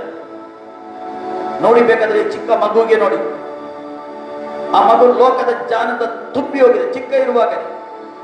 ಏಕೆ? ಅವಳ ಕೈಯಲ್ಲಿ, ಅವನ ಕೈಯಲ್ಲಿ, ಆ ಮಗುವ ಕೈಯಲ್ಲಿ ನೀವು ಆಧುನಿಕ ಲೋಕದ ಯಾವ ಮೊಬೈಲ್ ಕೂಡ ಕೊಡಿ, ಆವಾಗ ಏನಾಗ್ತದೆ ನೋಡಿ, ಅದು ಹೇಗೆ ಬೇಕಾದ್ರೆ ಆಪರೇಟ್ ಮಾಡಿ ಕೊಡ್ತೀನಿ. ಏಕೆಂದ್ರೆ ಲೋಕದ ಜ್ಞಾನ ಹೊಂದಿದವನಿಗೆ ಸರಿಯಾಗಿ ತಿಳ್ಕೊಳ್ಳಿ. ಲೋಕದ ಜ್ಞಾನವನ್ನು ಹೊಂದಿದವನಿಗೆ, ಅವನಿಗೆ ಆತ್ಮಿಕ ಜ್ಞಾನದಲ್ಲಿ ಏನು ಮಾತಾಡ್ತಾನೆ, ಏನು ಓದ್ತಾರೆ ಅದು ತಿಳ್ಕೊಳ್ಳುವುದಿಲ್ಲ. ಒಂದು ವೇಳೆ ಲೋಕದ ಜ್ಞಾನ ನಿನ್ನಲ್ಲಿ ಇದ್ದರೆ ಒಳಗೆ, ನಿನಗೆ ಪ್ರಾರ್ಥನೆ ಕೂಡ ಮಾಡ್ಲಿಕ್ಕೆ ಆಗುದಿಲ್ಲ. ಏಕೆ? ನೀನು ಎಷ್ಟು ಪ್ರಾರ್ಥನೆ ಮಾಡ್ತೀರಿ? 1 ನಿಮಿಷ, 2 ನಿಮಿಷ. ನಿನ್ನ ಪ್ರಾರ್ಥನೆ ಎಷ್ಟು? 1 ನಿಮಿಷ, 2 ನಿಮಿಷ, ಹೆಚ್ಚಿದ್ರೆ 3 ನಿಮಿಷ. ಅದು ಕೂಡ ಹೇಗೆ ಹೇಳ್ತೀನಿ? ನೀನು ಹೇಳಿದ್ದೇ ಹೇಳ್ತಿ, ರಿಪೀಟ್ ಮಾಡ್ತಿ. ಏಕೆಂದ್ರೆ ಲೋಕದ ಜ್ಞಾನ, ನೀನು ಲೋಕದ ಜ್ಞಾನದಿಂದ ತುಂಬಿದಿ. ಲೋಕದ ಜ್ಞಾನ ಎಲ್ಲಿಂದ ಬರುವುದು? ಲೋಕದ ಜ್ಞಾನ, ಆಧುನಿಕ ಲೋಕದ ನಿನ್ನ ಕೈಯಲ್ಲಿದ್ದ ಮೊಬೈಲಿಂದ ಎಲ್ಲ ಜ್ಞಾನವನ್ನು ತುಂಬಿಸ್ತಾ ಇದ್ದಿ. ನೀನು ಏನು ತುಂಬಿದ್ದಿ ಒಳಗೆ ಅದು ತುಂಬಿ ಇರ್ತದೆ. ಆತನಿಗೆ ಆತ್ಮಿಕ ಜ್ಞಾನದಿಂದ ಅರ್ಥ ಆಗುದಿಲ್ಲ. ಅವನಿಗೆ ಅದಕ್ಕೆ ಏನಾಗಬೇಕು, ನಾವು ಏನು ಮಾಡಬೇಕು? ಈ ಲೋಕದ ಜ್ಞಾನ ಖಾಲಿ ಮಾಡಬೇಕು, ಒಳಗಿಂದ ಖಾಲಿ ಮಾಡಿ ಆತ್ಮಿಕ ಜ್ಞಾನವನ್ನು ತುಂಬಬೇಕು, ಪರಿಶುದ್ಧ ಜ್ಞಾನವನ್ನು ನಾವು ತುಂಬಬೇಕು. ಮುಂದೆ ಹೇಳುತ್ತದೆ, ಆಮೇಲೆ ಸಮಾಧಾನಕರವಾದದ್ದು, ವಿನಯವುಳ್ಳದ್ದು, ಸಂತೋಷವಾಗಿ ಒಪ್ಪಿಕೊಳ್ಳುವುದು, ಕರುಣೆ ಮುಂತಾದ ಒಳ್ಳೆಯ ಫಲಗಳಿಂದ ತುಂಬಿರುವಂತಾಗಿದೆ. ನೋಡಿ, ದೇವರಿಂದ ಬಂದ ಜ್ಞಾನ ನೋಡಿ, ದೇವರಿಂದ ಬಂದ ತಿಳುವಳಿಕೆ ನೋಡಿ, ಯಾವ ರೀತಿಯಲ್ಲಿ ಶುದ್ಧ ಪರಿಶುದ್ಧ ತಿಳುವಳಿಕೆ ನೋಡಿ. ನಾನು ಓದ್ತೇನೆ ಅಲ್ಲಿ. ಆಮೇಲೆ ಸಮಾಧಾನಕರವಾದದ್ದು, ಅದರಲ್ಲಿ ಏನು? ಸಮಾಧಾನ ಉಂಟು, ಗಲಿಬಿಲಿ ಇಲ್ಲ, ಅದರಲ್ಲಿ ಶಿಫ್ಟ್ ಇಲ್ಲ, ಪೀಸ್, ಸಮಾಧಾನ. ಪುನಃ ಹೇಳ್ತದೆ ಅಲ್ಲಿ ವಿನಯವುಳ್ಳವಾದ, ಅಂದ್ರೆ ಮಾತಾಡುವಾಗ ಒಬ್ಬನಿಗೆ ತೃಪ್ತಿ ಆಗ್ತದೆ, ಸಂತೋಷ ಆಗ್ತದೆ, ಇನ್ನೂ ಕೇಳುವಂತಾಗ್ತದೆ, ಇನ್ನೂ ಕೇಳುವ ಆಗ್ತದೆ. ಆ ಜ್ಞಾನ ಪರಿಶುದ್ಧ ಜ್ಞಾನ ಕೇಳುವಂತಾಗ್ತದೆ. ಪುನಃ ಅಲ್ಲಿ ಆಗ್ತದೆ ಸಂತೋಷವಾಗಿ ಒಪ್ಪಿಕೊಳ್ಳುವುದು. ನಿನ್ನ ತಪ್ಪನ್ನು ನೀನು ಸಂತೋಷವಾಗಿ ಒಪ್ಪಿಕೊಳ್ಳುವುದು. ಒಪ್ಪುವುದು ವೆರಿ ವೆರಿ ಇಂಪಾರ್ಟೆಂಟ್. ಏನು ನನ್ನ ತಪ್ಪುಂಟು ಅದು ಸಂತೋಷದಿಂದ ಒಪ್ಪುವುದು. ಎಸ್, ಸರಿ, ನಾನು ತಪ್ಪು ಮಾಡಿದ್ದೇನೆ. ಸಿಟ್ಟಿನಿಂದ ಅಲ್ಲ, ಸಂತೋಷದಿಂದ ಒಪ್ಪಿಕೊಳ್ಳುವುದು. ದೇವರ ವಾಕ್ಯದ ಸಂತೋಷದಿಂದ ಒಪ್ಪಿಕೊಳ್ಳುವುದು. ಕರುಣೆ, ನೋಡಿ, ಕರುಣೆ ಇದೆಲ್ಲ ದೇವರ ಗುಣ, ದೇವರ ಗುಣವಾಗಿದೆ. ಒಂದು ದಿವಸ ಒಬ್ಬ ಕುರುಡನು ಯೇಸುಗೆ ಕರೆಯುತ್ತಾರೆ, ನನ್ನನ್ನು ಕರುಣಿಸು ಹೇಳ್ತಾರೆ. ದಾವೀದ ಕುಮಾರನೇ, ನನ್ನನ್ನು ಕರುಣಿಸು. ಏಕೆ ಕರುಣಿಸು ಎನ್ನುವಾಗ ಆತನ ಅಲ್ಲೇ ನಿಂತ ಎಂದು ದೇವರ ವಾಕ್ಯ ಅಂತಿದೆ. ಏಕೆ ಆತನ ಸ್ವಭಾವವನ್ನು ಕರೆದ ಆತನು, ಯೇಸು ಕ್ರಿಸ್ತನ ಸ್ವಭಾವಕ್ಕೆ ಟಚ್ ಮಾಡಿದ ಆತನು. ಕರುಣೆ, ಪುನಃದಲ್ಲಿ ಮುಂತಾದ ಒಳ್ಳೆಯ ಫಲಗಳಿಂದ ತುಂಬಿರುವಂತದ್ದಾಗಿದ್ದು. ಇಂಥ ಒಳ್ಳೆಯ ಫಲಗಳಿಂದ ನಾವು ತುಂಬಿರಬೇಕು. ದೇವರ ಮಕ್ಕಳು ಫಲಗಳಿಂದ ನಮಗೆ ಗುರುತಿಸುವುದು. ಪುನಃ ಅಲ್ಲಿ ದೇವರ ವಾಕ್ಯತೆ ಮುಂದೆ, ಅದರಲ್ಲಿ ಚಂಚಲವು ಕಪಟವೂ ಇಲ್ಲ, ಕಪಟವೂ ಇಲ್ಲ. ಚಂಚಲ ಇಲ್ಲ, ಕಪಟ ಇಲ್ಲ. ಅದರಲ್ಲಿ ಏನು ಮಾತಾಡುದು ಓಪನ್ ಆಗಿ ಮಾತಾಡ್ತಾನೆ ಅದು. ಏಕೆ ಚಂಚಲ ಇಲ್ಲ, ಕಪಟ ಇಲ್ಲ. ಅದರಲ್ಲಿ ಓಪನ್ ಆಗಿ ಮಾತಾಡ್ತಾನೆ. ಅಂಥವನು ಯಾರ ಸುದ್ದಿ ಕೂಡ ಮಾತಾಡುದಿಲ್ಲ, ಯಾರ ಚಾಡಿ ಕೂಡ ಮಾತಾಡ್ತಾನೆ. ಏನಂಟು ಹೇಳಿಬಿಡ್ತಾನೆ, ಸಂತೋಷದಿಂದ ಒಪ್ಪಿಕೊಡ್ತಾನೆ. ಇಂಥ ಸ್ವಭಾವ ನಮ್ಮಲ್ಲಿ ಇರಬೇಕು ಅಂತ ದೇವರು ಬಯಸ್ತಾ ಇದ್ದಾನೆ. ಪರಿಶುದ್ಧ ಸ್ವಭಾವ. ಒಂದು ವೇಳೆ ಇಂಥ ಸ್ವಭಾವ ಇಲ್ಲದಿದ್ದರೆ ಆತನ ಹತ್ರ ನೀವು ಬೇಡಿಕೊಳ್ಳಬೇಕು. ಯಾರ ಹತ್ರ? ನಮ್ಮ ಕರ್ತನ ಹತ್ರ ನೀವು ಬೇಡಿಕೊಳ್ಳಬೇಕು. ಸ್ವಾಮಿ, ಇಂಥ ಸ್ವಭಾವ ನನ್ನ ಹತ್ರ ಇಲ್ಲ, ನನಗೆ ಇಂಥ ಸ್ವಭಾವ ಬೇಕು, ನಿನ್ನ ಜ್ಞಾನ ಬೇಕು ನನಗೆ ಎಂದು ಬೇಡುವಾಗ ಆತನು ಕೊಡುವನಾಗಿದ್ದಾನೆ. ನೋಡಿ, ಲೋಕದಲ್ಲಿ ಎಷ್ಟೋ ಕೋಟಿಯ ಕೋಟಿ ಜನರಿದ್ದಾರೆ ಅಲ್ವಾ? ಕೋಟಿಯ ಕೋಟಿ ಜನರು ಬೇಡ್ತಾ ಇದ್ದಾರೆ ಆತನ ಹತ್ರ. ಒಂದೇ ಕ್ಷಣದಲ್ಲಿ ಎಷ್ಟೋ ಕೋಟಿ ಜನರು ಬೇಡ್ತಾರೆ, ಆತನು ಕೊಡುದಿಲ್ಲವಾ? ಯೇಸುವೇ, ನನ್ನ ಮೇಲೆ ದಯ ತೋರಿಸು. ಎಷ್ಟೋ ಕೋಟಿ ಲೋಕದ ಜನ ಹೇಳುವಾಗ ಆತನು ಎಲ್ಲರ ಮಾತನ್ನು ಕೇಳ್ತಾನೆ, ಎಲ್ಲರಿಗೆ ದಯ ತೋರಿಸ್ತಾನೆ. ಯೇಸುವೇ, ನನಗೆ ಪ್ರೀತಿ ಮಾಡುವ ಯಾರಿಲ್ಲ ಸ್ವಾಮಿ, ನನ್ನನ್ನು ನಿನ್ನ ಪ್ರೀತಿಯ ಆತ್ಮದಿಂದ ತುಂಬಿಸು ಹೇಳುವಾಗ ಆತನು ನಿನಗೆ ಪ್ರೀತಿಯ ಆತ್ಮದಿಂದ ತುಂಬಿಸ್ತಾನೆ. ನಿನಗೆ ಅಲ್ಲ, ಯಾರ್ಯಾರು ಈ ಜಗತ್ತಲ್ಲಿ ಯಾರು ಪ್ರಾರ್ಥನೆ ಮಾಡವರಿಗೆ ಎಲ್ಲರಿಗೆ ತುಂಬಿಸ್ತಾನೆ. ಅದಕ್ಕೆ ಆತನೇ ನಾನು ಕೇಳಲಾರದ ನನ್ನ ಕಿವಿ ಅಲ್ಲ, ಮುಟ್ಟಲಾರದ ನನ್ನ ಮೋಟು ಕೈ ಅಲ್ಲ ಹೇಳ್ತಾನೆ. ಆತನಿಗೆ ಮುಟ್ಲಿಕ್ಕೆ ಆಗ್ತದೆ, ಆತನಿಗೆ ಕೇಳಲಿಕ್ಕೆ ಆಗ್ತದೆ. ಆತನು ಮಾತಾಡುವ ಆತನಾಗಿದ್ದಾನೆ. ಆತನ ಜೀವ ಸ್ವರೂಪನ ಆಗಿದ್ದಾನೆ. ಜೀವ ಸ್ವರೂಪದ ದೇವರು ಮಾತ್ರ ಮಾತಾಡ್ತಾ ಇದ್ದಾನೆ ಪ್ರಿಯರೇ. ಮುಂದೆ ಏನಂತದಲ್ಲಿ ಸಮಾಧಾನ ಪಡಿಸುವವರು ಸಮಾಧಾನವೆಂಬ ಬೀಜವನ್ನು ಬಿತ್ತಿ, ಸಮಾಧಾನ ಪಡಿಸುವರು ಸಮಾಧಾನವೆಂಬ ಬೀಜವನ್ನು ಬಿತ್ತಿ ನೀತಿ ಎಂಬ ಫಲವನ್ನು ಕೊಯ್ಯುವರು. ನೀತಿ ಎಂಬ ಫಲವನ್ನು ಕೊಯ್ಯುವರು. ಏನು ನಾವು ಇವತ್ತು ಬಿತ್ತುತ್ತೇವೆ ಅದು ನಾವು ಕೊಯ್ಯುತ್ತೇವೆ. ಇಷ್ಟ ತನಕ ನೀವು ನಿಮ್ಮ ಜೀವಿತದಲ್ಲಿ ಏನು ಬಿತ್ತಿದ್ದೀರಿ ಅದೇ ನೀವು ಕೊಯ್ತೀರಿ. ಒಂದು ವೇಳೆ ವಿಶ್ವಾಸ ಆದರೂ ಕೂಡ ಏನು ಬಿತ್ತಿದ್ದೀರಿ ಅದು ಕೊಯ್ತೀರಿ ನೀವು. ಅದಕ್ಕೆ ವಿಶ್ವಾಸ ಎಚ್ಚರವಾಗಿರಬೇಕು. ಈ ಪ್ರೊಡಸು, ಈ ಫಲ ನಿಮ್ಮಲ್ಲಿ ನಮ್ಮಲ್ಲಿ ಇರಬೇಕು. ದೇವರ ವಾಕ್ಯ ಇರ್ತದೆ ಅಲ್ಲಿ ಯೋಕೋಬನ ಪತ್ರಿಕೆ 1:5 ಅಲ್ಲಿ ಹಿಂದೆ, ಜ್ಞಾನ ಇಲ್ಲದರೆ ನೀವು ಕೇಳಿಕೊಳ್ಳಿ ಹೇಳ್ತಾನೆ ಅದನ್ನು. ನೋಡಿ, ನಿಮ್ಮಲ್ಲಿ ಯಾವನಿಗಾದರೂ ಜ್ಞಾನ ಕಡಿಮೆ ಇದ್ದರೆ ಅವನು ದೇವರನ್ನು ಕೇಳಿಕೊಳ್ಳಿ ಅಂತಾನೆ. ನಿಮ್ಮಲ್ಲಿ ಯಾರಿಗಾದ್ರೂ ಜ್ಞಾನ ಕಡಿಮೆ ಇದ್ದರೆ ನೀನು ಅವನ ದೇವರ ಹತ್ರ ಕೇಳಿಕೊಳ್ಳಲಿ ಅಂತಾನೆ. ಕೇಳಿಕೊಳ್ತಾನೆ. ಪುನಃ ಹೇಳ್ತಾನೆ ಅಲ್ಲಿ, ಅದು ಅವನಿಗೆ ದೊರಕುವುದು. ಅದು ಅವನಿಗೆ ದೊರಕುವುದು ಹೇಳ್ತಾನೆ. ಯಾಕೆ ಏನಿರ್ತದೆ? ವಾಕ್ಯ ಇರ್ತದೆ, ವಾಕ್ಯ ಇರ್ತದೆ. ನಾನೆಲ್ಲ ವಾಕ್ಯ, ಅದು ಅವನಿಗೆ ದೊರಕುವುದು. ಜ್ಞಾನ ಕಮ್ಮಿದ್ರೆ ನೀವು ಕೇಳಿಕೊಡು. ಒಂದರ ಸ್ಟೂಡೆಂಟ್ ಆಗಿದ್ರೆ ನೀವು ಕೇಳಿಕೊಡು. ಮಕ್ಕಳಾದ ಕೇಳಿಕೊಡು. ಸ್ವಾಮಿ, ನನಗೆ ಜ್ಞಾನ ಇಲ್ಲ. ಯಾವ ಜ್ಞಾನ ಬೇಕು ನಿಮಗೆ? ಲೋಕದ ಜ್ಞಾನ ಬೇಕಾ? ಆತ್ಮಿಕ ಜ್ಞಾನ ಬೇಕು? 2 ಆಪ್ಷನ್ ಉಂಟು. ದೇವರು 2 ಆಪ್ಷನ್ ಇಟ್ಟಿದ್ದಾನೆ. ಲೋಕದ ಕೂಡ ಜ್ಞಾನ ಉಂಟು, ಆತ್ಮಿಕದ ಜ್ಞಾನ ಉಂಟು. ನೋಡಿ, ಲೋಕದಲ್ಲಿ ಇಷ್ಟು ಜನರು ಇದ್ದಾರೆ, ಅವರಿಗೆ ಜ್ಞಾನ ಎಲ್ಲಿಂದ ಬಂದದ್ದು? ದೇವರಿಂದ ಬಂದದ್ದು.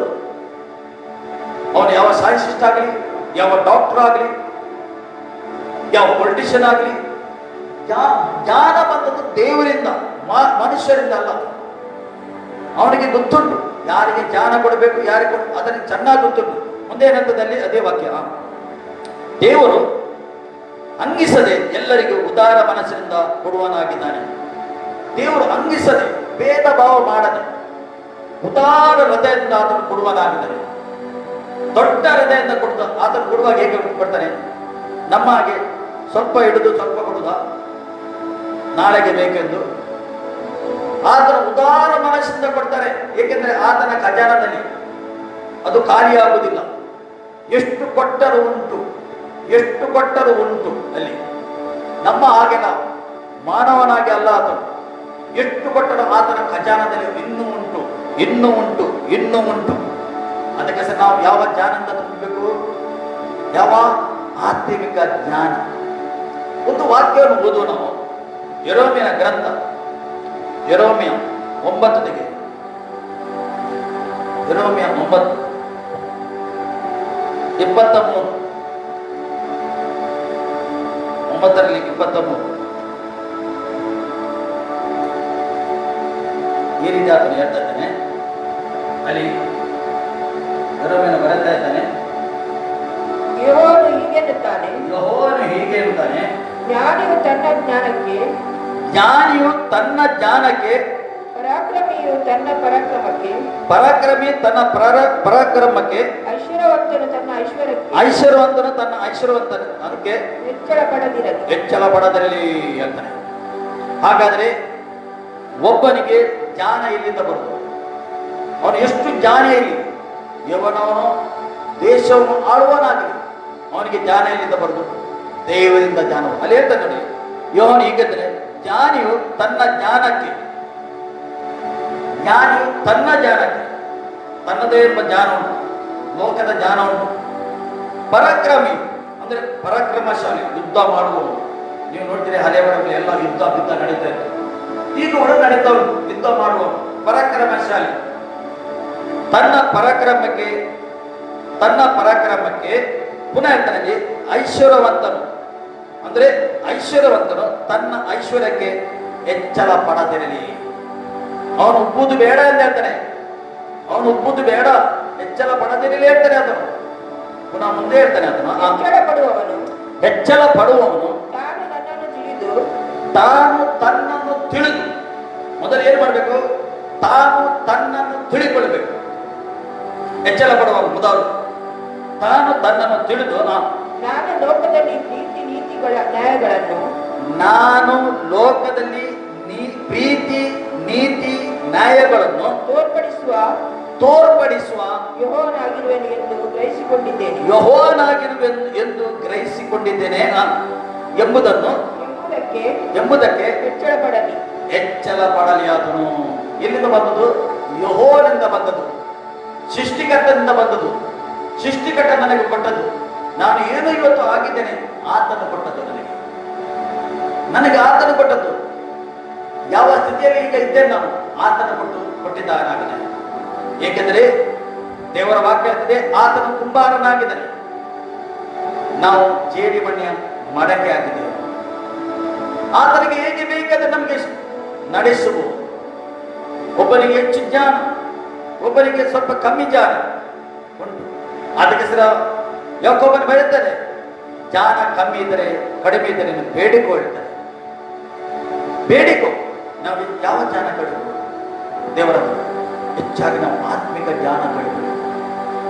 ನೀನು ಆತ್ಮಿಕ ಸಂಗತಿ ಹೆಚ್ಚು ಕೇಳಿದರೆ ಖಂಡಿತ ಸ್ವಾಭಾವಿಕ ಸಂಗತಿ ನಿಮಗೆ ಏನು ಮಾಡ್ತದೆ? ಓಡಿ ಓಡಿ ಬರ್ತದೆ. ಯಾವಾಗ ನೀನು ಆತ್ಮಿಕ ಜ್ಞಾನದಲ್ಲಿ ಬೆಳೆಯುತ್ತೀಯೋ ಏನಾಗ್ತದೆ? ಸ್ವಾಭಾವಿಕ ಜ್ಞಾನಕ್ಕೆ ಬರ್ತದೆ.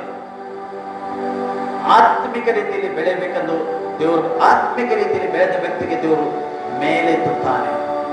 ಒಂದು ವೇಳೆ ಆತ್ಮಿಕ ರೀತಿಯಲ್ಲಿ ಬೆಳೆದ ವ್ಯಕ್ತಿ ಉಬ್ಬಿದರೆ ಏನಾಗ್ತದೆ? ಉಬ್ಬಿದರೆ ನೆಬಡ್ಕರ್ ರಾಜನಿದ್ದಾನಲ್ಲ, ನೆಬಡ್ಕರ್ ರಾಜನ ಏನಾಗ್ತ? ಅವನು ಪರಾಕ್ರಮಶಾಲಿ. ಒಳ್ಳೆ ಜ್ಞಾನವಂತನು ಕೂಡ ಅವನು. ಏಕೆ ಇಡೀ ಲೋಕವನ್ನು ಆಳುತ್ತಿದ್ದ ಆತನು. ಒಂದು ದಿವಸ ಮೇಲೆ ಹೋಗಿ ಅವನ ಮಾಳಿಗೆಗೆ ಹೋಗಿ ಹೀಗೆ ಹೇಳ್ತಾನೆ, ಅವನು ಒಪ್ಪುತ್ತಾನೆ, ತನ್ನನ್ನೇ ತಾನು ಒಪ್ಪುತ್ತಾನೆ. ದೇವರಿಗೆ ಕೊಡುವ ಸ್ಥಾನ ಅವನು ಏನ್ ಮಾಡ್ದ, ಅವನು ತನಗೆ ಕೊಟ್ಟು ಅವನು ಒಪ್ಪಿದ. ಆಗ ದೇವರು ಏನ್ ಮಾಡ್ದ, ಅವನಿಗೆ ಆತನ ಜ್ಞಾನವನ್ನು ತೆಗೆದು ಬಿಟ್ಟ, ಅವನ ಬುದ್ಧಿಯನ್ನು ತೆಗೆದು ಬಿಟ್ಟ. ಬುದ್ಧಿ ತೆಗೆದ ಮೇಲೆ ಏನಾಯ್ತು, ಅವನು 7 ವರ್ಷ ಕಾಡಿನಲ್ಲಿ ಗುಡ್ಡದಲ್ಲಿ ದನ ಕರುಗಳು ಇದ್ದಾರಲ್ಲ, ಪ್ರಾಣಿ ಪಕ್ಷಿಗಳು, ಹಾಗೆ ಜೀವಿಸಿದ. ನೆಬೂಕದ್ನೆಚ್ಚರ್ ರಾಜನು ಇಷ್ಟು ದೊಡ್ಡ ರಾಜ್ಯನಾದನು, ಪರಾಕ್ರಮಶಾಲಿ. ತನ್ನನ್ನು ಒಪ್ಪುವಾಗ ದೇವರು ಅವನ ಬುದ್ಧಿ ತೆಗೆದು, ಬಸ್ ಅವನ ಜ್ಞಾನ ತೆಗೆದು ಬಿಟ್ಟರು. ಜ್ಞಾನ ತೆಗೆದರೆ ಏನಾಯ್ತು, ಅವನಿಗೆ ಏನಾಗ್ತದೆ ಗೊತ್ತಿಲ್ಲ ಈ ಲೋಕದಲ್ಲಿ, ಜೀರೋ ಅವನು. ಈಗ ಅವನು ಏನ್ ಮಾಡ್ತಾನೆ, ಹುಲ್ಲು ತಿಂತಾ ಇದ್ದಾನೆ. ಮೊದಲು ಏನ್ ತಿಂದ, ಪ್ಯಾರಿಸಲ್ಲಿ ಏನ್ ತಿಂದ, ಒಳ್ಳೊಳ್ಳೆ ಮಾಂಸ ತಿಂತಿದ್ದ, ಒಳ್ಳೊಳ್ಳೆ ಊಟ ತಿಂತಿದ್ದ. ಈಗ ಏನ್ ತಿಂತದೆ, ಅವನು ಹುಲ್ಲು ತಿಂತಾ ಇದ್ದಾನೆ. ಪ್ರಾಣಿಗಳಿಗೆ ದೊಡ್ಡ ದೊಡ್ಡ ಇದಾಗಿದೆ ಅವನದು, ಏನು ಉಂಗುರ ಉಂಟಲ್ಲ, ದೊಡ್ಡ ದೊಡ್ಡದಾಗಿದೆ. ಪ್ರಾಣಿಗಳು ಹಾಗೆ ಕೂದಲು ಇಷ್ಟು ದೊಡ್ಡದಾಗಿದೆ, ಸ್ಥಾನ ಇಲ್ಲ, ಏನಿಲ್ಲ. ಹೇಗೆ ಅವನ ಬುದ್ಧಿ ಹೋಯಿತು. 7 ವರ್ಷ ಆತನು ಹೀಗೇ ಇದ್ದ. ಬುದ್ಧಿ ತೆಗೆದ ನಂತರ ಪುನಃ ಆತನು ಹೇಳ್ತಾನೆ, ಪುನಃ ಆತನ ಬುದ್ಧಿ ಸ್ವಾಧೀನಕ್ಕೆ ಬಂದೇ ಇರ್ತಾನೆ. ದೇವರು ಕೊಡ್ತಾನೆ ಅವನಿಗೆ ಬುದ್ಧಿ. ಓ, ಇದು ದೇವರಿಂದ ಬಂದದ್ದು ಹೇಳ್ತಾನೆ ಅವನು. ಹಾಗಾದ್ರೆ ಆ ದೇವರು ಬಿಟ್ಟು ಬೇರೆ ದೇವರು ಇಲ್ಲ ಹೇಳ್ತಾನೆ ಅದು. ನೋಡಿ, ಅದಕ್ಕೋಸ್ಕರ ಜ್ಞಾನ ಕೊಡುವುದು ದೇವರು, ಆ ಕೊಟ್ಟದ್ದು ಉಬ್ಬಬಾರದು. ಮುಂದೆ ಏನಿರ್ತದೆ ನೋಡಿ, ಮುಂದೆ ಏನಿರ್ತದೆ ಪ್ರೀತಿ ನೀತಿ ನ್ಯಾಯಗಳೇ, ನೋಡಿ, ಪ್ರೀತಿ ನೀತಿ ನ್ಯಾಯಗಳೇ ನನಗೆ ಆನಂದವೆಂದು ಯೆಹೋವನು ಅನ್ನುತ್ತಾನೆ. ನನಗೆ ಆನಂದ ಎಂದು ಯೆಹೋವನು ಅನ್ನುತ್ತಾನೆ. ಪ್ರೀತಿ ನೀತಿ ನನಗೆ ಆನಂದ ಎಂದು ಆತನು ಹೇಳ್ತಾನೆ. ನೋಡಿ, ಆತ್ಮಿಕ ಜ್ಞಾನ ಒಬ್ಬರಿಗೆ ಎಲ್ಲಿ ಕೊಂಡು ಹೋಗ್ತದೆ ನೋಡಿ. ನೋಡಿ, ಇಸ್ರೇಲಲ್ಲಿ ಇಸ್ರೇಲನ್ನು ವಶ ಮಾಡಿ ನೆಬೂಕದ್ನೆಚ್ಚರ್ ರಾಜನು ಅಲ್ಲಿಂದ ಎಲ್ಲ ಯೌವನಸ್ಥರನ್ನು ಎಲ್ಲಿ ಕೊಂಡದ, ಬೊಬೆಲಿನೆಂದು ಕೊಂಡದ. ಬಾಬೆಲನ್ ಎಂದರೆ ಅರ್ಥ ಏನು, ಮೂರ್ತಿಗಳು ಇದ್ದ ಸ್ಥಳ. ಬಾಬೆಲಿಗೆ ಕೊಂಡೋಗ್ತಾನೆ. ಅಲ್ಲಿ ಯೌವನಸ್ಥರಿಗೆ ಆತನು ತನ್ನ ದೇಶದ ಕಲ್ಚರ್ ಪ್ರಕಾರ ಅವರಿಗೆ ಶಾಲೆ ಕಲಿಸ್ತಾನೆ, ಬುದ್ಧಿ ಕಲಿಸ್ತಾನೆ. ಕಲಿಸಿ ಅವರಿಗೆ ಒಬ್ಬೊಬ್ಬರಿಗೆ ಒಂದೊಂದು ಸ್ಥಾನ ಕೊಡ್ತಾನೆ. ಅದರಲ್ಲಿ ಇಸ್ರೇಲಿಗೆ ಹೋದ ಒಬ್ಬ ಬುದ್ಧಿವಂತನಿದ್ದಾನೆ. ಯಾರು? ದಾನಿಯೇಲನು. ಅವನ ಹೆಸರು ದಾನಿಯೇಲನು. ಏಕೆ? ಆತನು ದೇವರ ಭಯಭಕ್ತಿಯಿಂದ ಬೆಳೆದಾತ. ಇವರು ಕಲಿಸಿದ ಇವರ ಕಲ್ಚರಲ್ ಇವರ ಏನು ಬುದ್ಧಿ ಅದು ಅವನು ತಗೊಳ್ಳಿಲ್ಲ. ಆತನು ಯೆಹೋವನ ಜ್ಞಾನವನ್ನೇ ಪಡೆಕೊಂಡ. ಒಂದು ದಿವಸ ದೇವರ ಆ ಒಂದು ನೆಬೂಕದ್ನೆಚ್ಚರ್ ಸನ್ನಿಧಿಯಲ್ಲಿ ಸೇವೆ ಮಾಡಲಿಕ್ಕೆ ಒಂದು ಕೆಲವು ಯೌವನಸ್ಥರನ್ನು ಆರಿಸ್ತಾನೆ. ಆರಿಸುವ ಮೊದಲು ಹೇಳ್ತಾ ಇದ್ದಾನೆ, ನೋಡಿ, ಇವರೆಲ್ಲರಿಗೆ ಬೇಕಾದ ಮಾಂಸ ಊಟ ಎಂದು ಬೇಕಾದ ಕುಡಿಲಿಕ್ಕೆ ಬಿಡಿ, ಬೇಕಾದ ಕುಡಿ. ಏಕೆ? ಅಲ್ಲಿ ಅವನ ಸನ್ನಿಧಿಯಲ್ಲಿ ಚಂದ ಕಾಡಬೇಕು, ಪುಷ್ಟಿ ಇರಬೇಕಾದ ಎಂದು ಎಲ್ಲರಿಗೆ ಆತನು ಅಪ್ಪಣೆ ಕೊಟ್ಟ. ಆದರೆ ದಾನಿಯೇಲನು ಒಂದು ಮಾತು ಹೇಳ್ತಾನೆ. ಏನ್ ಹೇಳ್ತಾ ದಾನಿಯೇಲನು? ಬೇಡ, ಇದು ಅಸಹ್ಯ ಸಂಗತಿ, ನಾನು ತಿನ್ನುವುದಿಲ್ಲ, ನಾನು ಅದೆಲ್ಲ ತಿನ್ನುವುದಿಲ್ಲ, ನಾನು ಹೇಗಿದ್ದೇನೆ ಅದೇ ಸಾಕು. ಇಲ್ಲ, ರಾಜನು ಹೇಳಿದ್ದಾನೆ. ರಾಜನು ಹೇಳಿದಾಗ ನೀವು ಕೇಳಬೇಕು. ಆತನು ಹೇಳಿದ್ದಾನೆ. ದಾನಿಯೇಲನು ಹೇಳ್ತಾನೆ, ಇಲ್ಲ, ನಾವು ಅಸಹ್ಯವಾದ ಸಂಗತಿ ಮುಟ್ಟಿದ್ರೆ. ಏಕೆಂದ್ರೆ ಹಳೆಯ ಒಡಂಬಡಿಕೆಯಲ್ಲಿ ಕೆಲವು ಸಂಗತಿ, ಮಾಂಸದ ಸಂಗತಿ ತಿನ್ನಲಿಕ್ಕೆ ಇರಲಿಲ್ಲ. ಆತನಿಗೆ ಚೆನ್ನಾಗಿ ಗೊತ್ತುಂಟು. ಹಳೆಯ ಒಡಂಬಡಿಕೆಯಲ್ಲಿ ಹೊರಗಿನಿಂದ ನಾವು ಏನು ತಿಂತೇವೆ ಅದು ಏನಾಗ್ತಿತ್ತು, ಅಶುದ್ಧವಾಗ್ತಿತ್ತು. ಅವನಿಗೆ ಚೆನ್ನಾಗಿ ಗೊತ್ತಿತ್ತು.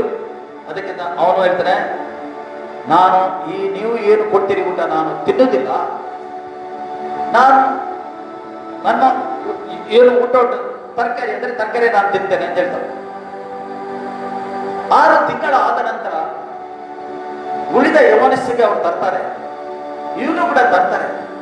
ನೋಡುವಾಗ ಎಲ್ಲರಿಗಿಂತ ಪುಷ್ಟಿ ನೋಟಕ್ಕೆ ಚಂದ ಯಾರಿರ್ತಾರೆ, ದಾನಿಯೇಲನಿರ್ತಾನೆ. ಮತ್ತು ಎಲ್ಲರಿಗಿಂತ ಎಷ್ಟು ಹೆಚ್ಚು ಬುದ್ಧಿ, ಎಷ್ಟು ಹೆಚ್ಚು ಜ್ಞಾನ ಯಾರಿಗಿರ್ತದೆ, ದಾನಿಯೇಲನಿಗೆ. ಹೀಗೆ ಆತನು ದೇವರನ್ನು ಮೊದಲನೇ ಸ್ಥಾನ ಕೊಟ್ಟ. ಇವರ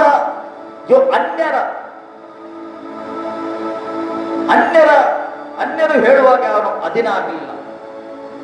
ಆತನು ದೇವರಿಗೆ ಅಧೀನಾದ, ಒಬ್ಬನೇ ದೇವರಿಗೆ ಅಧೀನಾದ. ದೇವರು ಅವನಿಗೆ ಜ್ಞಾನ ಕೊಟ್ಟದ್ದು ನಾವು ನೋಡ್ತೇವೆ. ದಾನಿಯೇಲನು ಆ ಒಂದು ನೆಬೂಕದ್ನೆಚ್ಚರ ರಾಜ್ಯದಲ್ಲಿ ಎಷ್ಟು ಜ್ಞಾನವಂತನಾಗಿದ್ದ. ನೆಬೂಕದ್ನೆಚ್ಚರ ರಾಜನಿಗೆ ಬಿದ್ದ ಕನಸು ಕೂಡ ಆತನು ಹೇಳಿದ. ಆ ಕನಸು ಬಿದ್ದವನಿಗೆ ಅವನು ಹೆದರಿದ. ದೊಡ್ಡ ಒಂದು ಅವನಿಗೆ ಮೂರ್ತಿ ತೋರಿಸ್ತಾ ಇದ್ದಾನೆ. ತೋರಿಸಿ ರಾಜ್ಯನ ಹೆದರಿದ್ದಾನೆ. ಎಲ್ಲ ಪಂಡಿತರನ್ನು, ಎಲ್ಲ ಮಂತ್ರವಾದಿಗಳನ್ನು ಅದನ್ನು ಕರೆದ. ಅದರ ಅರ್ಥ ಯಾರಿಗೆ ಹೇಳಲಿಕ್ಕಾಗಲಿಲ್ಲ, ಯಾರಿಗೆ ಹೇಳಲಿಕ್ಕಾಗಲಿಲ್ಲ. ರಾಜನ ಹೇಳ್ತಾನೆ, ಕನಸು ಕೂಡ ನೀವು ಹೇಳಬೇಕು, ಅದರ ಅರ್ಥಗಳು ನೀವು ಹೇಳಬೇಕು. ಹೇಗೆ ಹೇಳುವುದು? ಕನಸು ಏನೆಂದು ಹೇಳಲಿಲ್ಲ, ಉಲ್ಟ ಅರ್ಥ ಕೂಡ ಹೇಳಬೇಕು. ಅದಕ್ಕೆ ದಾನಿಯೇಲನಿಗೆ ಕರೀತಾರೆ. ದಾನಿಯೇಲನು ತುಂಬಾ ಜ್ಞಾನವಂತನು. ಕರೆದು ದಾನಿಯೇಲನಿಗೆ ಮುಂದೆ ತಂದು ದಾನಿಯೇಲನು ಕನಸು ಕೂಡ ಹೇಳ್ತಾರೆ. ಅವನಿಗೆ ಏನು ಕನಸು ಬಿದ್ದಿದೆಂದು ಕನಸಿನ ಅರ್ಥ ಕೂಡ ಹೇಳ್ತಾರೆ. ಅಲ್ಲಿ ಏನಾಗ್ತದೆ, ರಾಜ್ಯನು ಏನಾಗ್ತಾನೆ, ಇವನು ಕನಸು ಕೂಡ ಹೇಳಿದ್ದ, ನನಗೆ ಬಿದ್ದ, ಮತ್ತು ಕನಸಿನ ಅರ್ಥ ಕೂಡ ಹೇಳಿದ. ಆತನಿಗೆ ಉನ್ನತ ಸ್ಥಾನಕ್ಕೆ ಅಲ್ಲಿ ಏರಿದ. ಅದಕ್ಕೆ ಹೇಳ್ತದೆ, ನಾವು 4:8 ಏನು ಓದಿದೆವು, ಜ್ಞಾನವತಿ ಆಕೆ ಉನ್ನತ ಸ್ಥಾನಕ್ಕೆ ಎತ್ತಿದಳು ಜ್ಞಾನವಂತರನ್ನು. ಇವನ ಹತ್ರ ಯಾವ ಜ್ಞಾನ ಇತ್ತು? ಆತ್ಮಿಕ ಜ್ಞಾನ ಇತ್ತು. ಅವನಿಗೆ ಬಿದ್ದ ಕನಸು ಕೂಡ ಹೇಳಿದನು, ಕನಸಿನ ಅರ್ಥ ಕೂಡ ಹೇಳಿ.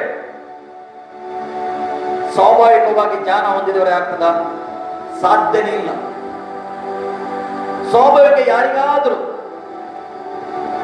ಅವನ ಮಂತ್ರವಾದಿರಲಿ, ಅವನ ಪಂಡಿತರಿರಲಿ, ಅವನ ಸ್ವಾಮೀಜಿ ಇರಲಿ, ಯಾರಿರಲಿ, ಒಬ್ಬರಿಗೆ ಕನಸು ಏನು ಬಿದ್ದಿದೆಂದು ಹೇಳಲಿಕ್ಕೆ ಸಾಧ್ಯನೇ ಇಲ್ಲ. ಅದು ದೇವರಿಗೆ ಮಾತ್ರ ಗೊತ್ತುಂಟು ಯಾವ ಕನಸು ಅವನಿಗೆ ಕೊಟ್ಟಿದ್ದಾನೆ. ಸರ್ವಶಕ್ತ ದೇವನಿಗೆ ಮಾತ್ರ ಗೊತ್ತುಂಟು. ಹಾಗಾದರೆ ದಾನಿಯೇಲನಿಗೆ ಗೊತ್ತು. ಆ ಸರ್ವಶಕ್ತ ದೇವರ ಆತ್ಮ ಹೊಂದಿದವನಾತನು, ದೇವರ ಆತ್ಮ ಹೊಂದಿದವನು, ದೇವರ ಜ್ಞಾನ ಹೊಂದಿದವನು, ದೇವರ ತಿಳುವಳಿಕೆ ಹೊಂದಿದವನು, ದೇವರ ಬುದ್ಧಿ ಹೊಂದಿದವನಾತನು. ಅಟಕಸರಾದ ಅರ್ಥ ಕೂಡ ಅವನು ಹೇಳಿದ. ಪ್ರಿಯರೇ, ಇವತ್ತು ನಮಗೆ ಏನು ಬೇಕು? ದೇವರ ಜ್ಞಾನ ಬೇಕು. ನಾವು ಮೊದಲು ಓದಿದೆವು, ಏನೇ ಇದ್ದೇನೆ ನಾನು ದೇವರ ಕೃಪೆಯಿಂದ ಇದ್ದೇನೆ ಅಂತ ಪೌಲನಿಗೆ ಇಷ್ಟು ಜ್ಞಾನ ಇತ್ತು, ಇಷ್ಟು ಜ್ಞಾನ ಇತ್ತು. ಎಲ್ಲಿಂದ ಬಂದದ್ದು? ಪರಲೋಕದಿಂದ ಬಂದ ಜ್ಞಾನ, ಆತ್ಮಿಕ ಜ್ಞಾನ. ಪ್ರಿಯರವ ಉಬ್ಬಿಕೊಳ್ಳಿಲ್ಲ. ದಾನಿಯೇಲನು ಉಬ್ಬಿಕೊಂಡನ? ದಾನಿಯೇಲನು ಉಬ್ಬಿಕೊಳ್ಳಿಲ್ಲ. ಅವನ ಜೀವಿತದಲ್ಲಿ ಎಷ್ಟೋ ಕಷ್ಟ ಬಂತು ಅವನಿಗೆ, ಆದರೆ ಆತನು ಏನು ಮಾಡಲಿಲ್ಲ, ಕಾಂಪ್ರಮೈಸ್ ಮಾಡಲಿಲ್ಲ. ಆತನು ಎಷ್ಟೋ ಸರಿ ಆತನಿಗೆ ಅನ್ಯರು ಉರುಳು ಹಾಕಿದರು. ಅವನಿಗೆ ಹೇಗಾದರೂ ಆ ಸ್ಥಾನದಿಂದ ದಾನಿಯೇಲನಿಗೆ ಕೆಳಗೆ ಇಳಿಸಬೇಕು. ಎಷ್ಟೋ ಪ್ಲಾನಿಂಗ್ ಮಾಡಿ ಕುತಂತ್ರ ತಂತ್ರ ಮಾಡಿದರು. ಆದರೂ ಆತನು ಅವರ ಕುತಂತ್ರ ಚಾನಕ್ಕೆ ಬಗ್ಗಲಿಲ್ಲ. ಏಕೆಂದರೆ ಆತನು ಗಟ್ಟಿಯಾಗಿ ನಿಂತನು. ಏಕೆಂದರೆ ನನ್ನ ದೇವರು ಯಾರಾಗಿದ್ದಾನೆ ನನಗೆ ಸೃಷ್ಟಿದಾತನು ಯಾರಾಗಿದ್ದಾನೆ ಅವನು ತಿಳುಕೊಂಡಿದ್ದ. ಪ್ರಿಯರೇ, ನಾವು ಇವತ್ತು ಸೃಷ್ಟಿಕರ್ತನು ಯಾರದ್ದು ಒಬ್ಬ ವ್ಯಕ್ತಿ ತಿಳಿಕೊಳ್ಳಬೇಕು. ಒಂದು ವೇಳೆ ನಾವು ತಿಳಿಕೊಳ್ಳದಿದ್ದರೆ, ಸೃಷ್ಟಿಕರ್ತನಿಗೆ ತಿಳಿಕೊಳ್ಳದ ಉಬ್ಬುತ್ತಾನೆ, ಅಹಂಕಾರದಿಂದ ತುಂಬುತ್ತಾನೆ. ನಾನೊಂದು ಹೇಳ್ತಾನೆ, ಇದು ಲೋಕದ ಜ್ಞಾನ. ಒಂದು ವೇಳೆ ಆತ್ಮಿಕ ಜ್ಞಾನ ಹೊಂದಿದರೆ ಏನಾಗ್ತದೆ? ನೀನು ಉಬ್ಬುವುದಿಲ್ಲ. ಆತ್ಮಿಕ ಜ್ಞಾನ ಉಬ್ಬಲಿಕ್ಕೆ ಬಿಡುವುದಿಲ್ಲ. ನಾನೆಂದು ಹೇಳಲಿಕ್ಕೆ ನಿನಗೆ ಬಿಡುವುದಿಲ್ಲ. ಆತ್ಮಿಕ ಜ್ಞಾನ, ದೇವರ ಜ್ಞಾನ ನಾವು ಕೇಳಿಕೊಳ್ಳಬೇಕು. ಅದು ಉಬ್ಬಲಿಕ್ಕೆ ಬಿಡುವುದಿಲ್ಲ. ಅದೇನಂತೆ ಮನುಷ್ಯನಿಗೊಬ್ಬ ತಗ್ಗಿಸ್ತದೆ. ನಾವು ನೋಡ್ತೇವೆ ದಾನಿಯಲ್ನ ಒಂದು ಅಭ್ಯಾಸ, ತಗ್ಗುವಿಕೆ. ಅದರ ದೀನನಾಗಿದ್ದ, ಆತನು ದೇವರ ಆತ್ಮ ಹೊಂದಿದ್ದ. ರಾಜನಿಗೆ ಗೊತ್ತಾಯ್ತು, ಮತ್ತೆ ಇವನು ದೇವರ ಆತ್ಮ ಹೊಂದಿದವನು ಹೇಳ್ತಾನೆ. ಇವನು ದೇವರ ಆತ್ಮ ಹೊಂದಿದವನು. ಇವತ್ತು ನಾವು ಯಾವ ಆತ್ಮ ಹೊಂದಿದವರಾಗಿದ್ದೇವೆ? ದೇವರ ಆತ್ಮ. ನಿಮಗೆ ದೇವರ ಆತ್ಮ ನಡೆಸಿದರೆ ನೀವು ದೇವರ ಮಕ್ಕಳೆಂದು ದೇವರ ವಾಕ್ಯ ಹೇಳ್ತದೆ. ದೇವರ ಆತ್ಮದಿಂದ ನಡೆಸಲ್ಪಡಬೇಕು. ಪೌಲನೇ ಅಂದರೆ ಏನಾದರೂ ನಾನು ಇವತ್ತು ಇದ್ದರೆ ಅದು ದೇವರ ಕೃಪೆಯಾಗಿದೆ. ಒಂದು ವಾಕ್ಯ, ಒಂದು ಮೊದಲನೇ ಕೊರಿಂಥೀಯರ ಪತ್ರಿಕೆ 1:20 ಫಸ್ಟ್ ಕೊರಿಂಥೀಯರ್. ಆತನು ಏನ್ ಹೇಳ್ತಾನೆ ಅಲ್ಲಿ? ನಾನು ಓದ್ತೇನೆ. ದೇವರು ಈ ಲೋಕದ ಜ್ಞಾನವನ್ನು ಹುಚ್ಚುತನವಾಗಿ ಮಾಡಿದನಲ್ಲವೇ ಹೇಳ್ತಾನೆ, ಬರೀತಾನೆ. ದೇವರು ಈ ಲೋಕದ ಜ್ಞಾನ ಅದು ಹುಚ್ಚುತನ ಆಗಿದೆ. ಆತ್ಮಿಕ ಜ್ಞಾನದ ಮುಂದೆ ಈ ಲೋಕದ ಜ್ಞಾನ ಅದು ಹುಚ್ಚುತನ. ಅದನ್ನು ಹೇಳ್ತಾನೆ. ಅಂದರೆ ಜೀವ ಸ್ವರೂಪನಾದ ದೇವರಿಗೆ ತಿಳುಕೊಳ್ಳಿಕ್ಕೆ ಈ ಲೋಕದ ಜ್ಞಾನದಿಂದ ತಿಳುಕೊಳ್ಳಿಕ್ಕೆ ಆಗುದಿಲ್ಲ. ಈ ಇಂದ್ರಿಯಿಂದ ತಿಳ್ಕೊಳ್ಳಿಕ್ಕೆ ಆಗುದಿಲ್ಲ. ಇವತ್ತು ಯಾಕೆ ಇಷ್ಟು ಮಂದಿ ಇದ್ದಾರೆ ತಿಳ್ಕೊಳ್ಳುವುದಿಲ್ಲ? ಯೇಸುನು ರಕ್ಷಕರನ್ನು ತಿಳ್ಕೊಳ್ಳುವುದಿಲ್ಲ. ಯೇಸು ಜೀವ ಸ್ವರೂಪದ ದೇವರು ತಿಳ್ಕೊಳ್ಳುವುದಿಲ್ಲ. ಏಕೆಂದರೆ ಈ ಲೋಕದ ಜ್ಞಾನ, ಈ ಲೋಕದ ಜ್ಞಾನದಿಂದ ಮಾನವನು ತುಂಬಿದ್ದಾನೆ. ಈ ಲೋಕದಿಂದ ತುಂಬಿದ ವ್ಯಕ್ತಿಗೆ ಆತನು ಹೇಗೆ ನೋಡ್ತಾನೆ? ಇಂದ್ರಿಯಗಳಲ್ಲಿ ನೋಡ್ತಾನೆ, ಹೊರಗಿನ ಭಾಗದಲ್ಲಿ ನೋಡ್ತಾನೆ. ಈ ಲೋಕದ ಜ್ಞಾನವು ಹೊರಗಿನ ಭಾಗ ತೋರಿಸ್ತದೆ, ಆತ್ಮಿಕ ಜ್ಞಾನವು ಒಳಗಿನ ಭಾಗ ತೋರಿಸ್ತದೆ. ಒಳಗೆ ಹೀಗಿದ್ದೇನೆ ತೋರಿಸ್ತದೆ. ನಾವಲ್ಲಿ ಮುಂದೆ ಹೋಗುವ ಅದೇ ವಾಕ್ಯದಲ್ಲಿ 30 ನೋಡಿ. ನೀವು ಕ್ರಿಸ್ತ ಯೇಸುನಲ್ಲಿ ಇರುವುದು ಆತನಿಂದಲೇ. ನೀವು ಮತ್ತು ನಾವು ಕ್ರಿಸ್ತ ಯೇಸುನಲ್ಲಿ ಇರುವುದು ಆತನಿಂದಲೇ, ನಮ್ಮ ದೇವರಿಂದಲೇ. ಅಲ್ಲಿ ಹೇಳಿದೆ, ನೀವು ಕ್ರಿಸ್ತ ಯೇಸುನಲ್ಲಿ ಇರುವುದು ಆತನಿಂದಲೇ. ಕ್ರಿಸ್ತ ಯೇಸು ನಮಗೆ ದೇವರ ಕಡೆಯಿಂದ ಜ್ಞಾನ. ನೋಡಿ, ಪುನಃ ಬರೆದಿದೆ, ಪೌಲನು ಬರೆಯುತ್ತಾನೆ, ದೇವರ ಕಡೆಯಿಂದ ನಮಗೆ ಜ್ಞಾನ ಕೊಡುವ ಆತನ. ಜ್ಞಾನ ವೆರಿ ವೆರಿ ಇಂಪಾರ್ಟೆಂಟ್. ದೇವರ ಕಡೆಯಿಂದ ಜ್ಞಾನವು ಮತ್ತೇನು? ನೀತಿ. ನೀತಿಯು ಶುದ್ಧೀಕರಣ. ಏನಂటే ಶುದ್ಧೀಕರಣ, ಶುದ್ಧಿ ಮಾಡುದು. ಮುಂದೆ ಏನಂತಂದ್ರೆ ವಿಮೋಚನೆಗಳಿಗೆ ಕಾರಣ ಅಂತ. ವಿಮೋಚನೆಗಳಿಗೆ ಆತನು ಕಾರಣವಾಗಿದ್ದಾನೆ. ದೇವರಿಂದ ಬಂದ ಜ್ಞಾನ ಈ ಲೋಕದ ಬುದ್ಧಿವಂತರಿಗೆ, ಜ್ಞಾನವಂತರಿಗೆ ನಾಚಿಕೆ ಪಡೆದಕ್ಕೋಸ್ಕರ ದೀನರನ್ನು ಆತನು ಎದ್ದಿದ್ದಾನೆ. ಎಲ್ಲರೂ ಲೋಕದವರು ಅಸಡ್ಡೆ ಮಾಡಿದವನು ಅವನಿಗೆ ಕರೆದಿದ್ದಾನೆ. ದೇವರು ಲೋಕವು ತಳ್ಳಿ ಬಿಟ್ಟಿದ್ದನು ಅವನಿಗೆ ಕರೆದಿದ್ದಾನೆ. ಏಕೆ? ಈ ಲೋಕದ ಜ್ಞಾನವಂತರಿಗೆ ಅರ್ಥ ಆಗುವುದಿಲ್ಲ. ಅದಕ್ಕೋಸ್ಕರ ಆತನು ಅಂತವರಿಗೆ ಕರೆದು ಇವರ ಮುಂದೆ ನಿಲ್ಲಿಸ್ತಾನೆ, ಜ್ಞಾನಿಗಳ ಮುಂದೆ ನಿಲ್ಲಿಸ್ತಾನೆ. ಈ ಜ್ಞಾನ ತುಂಬಿದರೆಲ್ಲ ನಿಲ್ಲಿಸ್ತಾನೆ. ಏಕೆಂದರೆ ಆತ್ಮಿಕ ಜ್ಞಾನ ಆ ಜ್ಞಾನಕ್ಕಿಂತ ದೊಡ್ಡದಾಗಿದೆ. ಆತ್ಮಿಕ ಜ್ಞಾನ ಒಳಗಿನ ಸಂಗತಿ ನೋಡ್ತದೆ,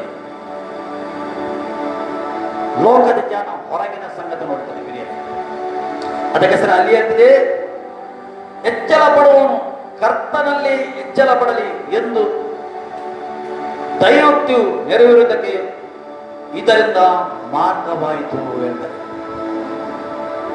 ಕರ್ತನಿಂದಲೇ ನಾವು ಹೆಚ್ಚಳ ಪಡಬೇಕು. ನಾವು ಪ್ರಿಯರಿ ಏನು ಇದ್ದರೂ ಈಗ ನಮ್ಮ ಜ್ಞಾನದಿಂದ ಅಲ್ಲ, ಆತನ ಕೃಪೆಯಾಗಿದೆ, ದೇವರ ಕೃಪೆಯಾಗಿದೆ. ನಾನು ಏನೋ ಆದರೂ ದೇವರ ಕೃಪೆ ನಮಗೆ ನಡೆಸ್ತಾ ಉಂಟು.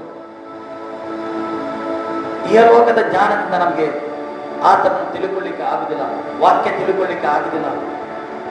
ಏವನ್ನ ನಾವು ಆತನ ಬರವಣಿಗೆ ವಿಷಯದಲ್ಲಿ ಹೇಳಿದರೂ ಕೂಡ ತಿಳ್ಕೊಳ್ಳಿಕ್ಕೆ ಆಗುದಿಲ್ಲ, ಸಾಧ್ಯ ಇಲ್ಲ.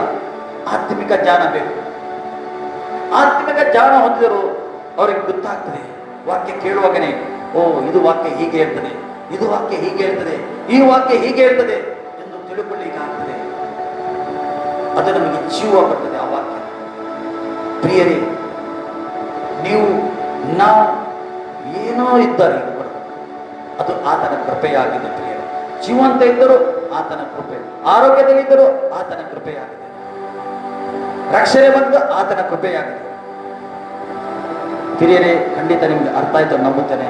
ಈ ವಾಕ್ಯದಿಂದ ದೇವರು ನಮ್ಮನ್ನು ಆಶೀರ್ವಾದ ಮಾಡಲಿ. ಆಮೇಲೆ ಥ್ಯಾಂಕ್ ಯು ಲೋ. ನಾವು ಪ್ರಾರ್ಥಿಸುವ. ಥ್ಯಾಂಕ್ ಯು ತಂದೆ, ನಿಮಗೆ ಸ್ತೋತ್ರ.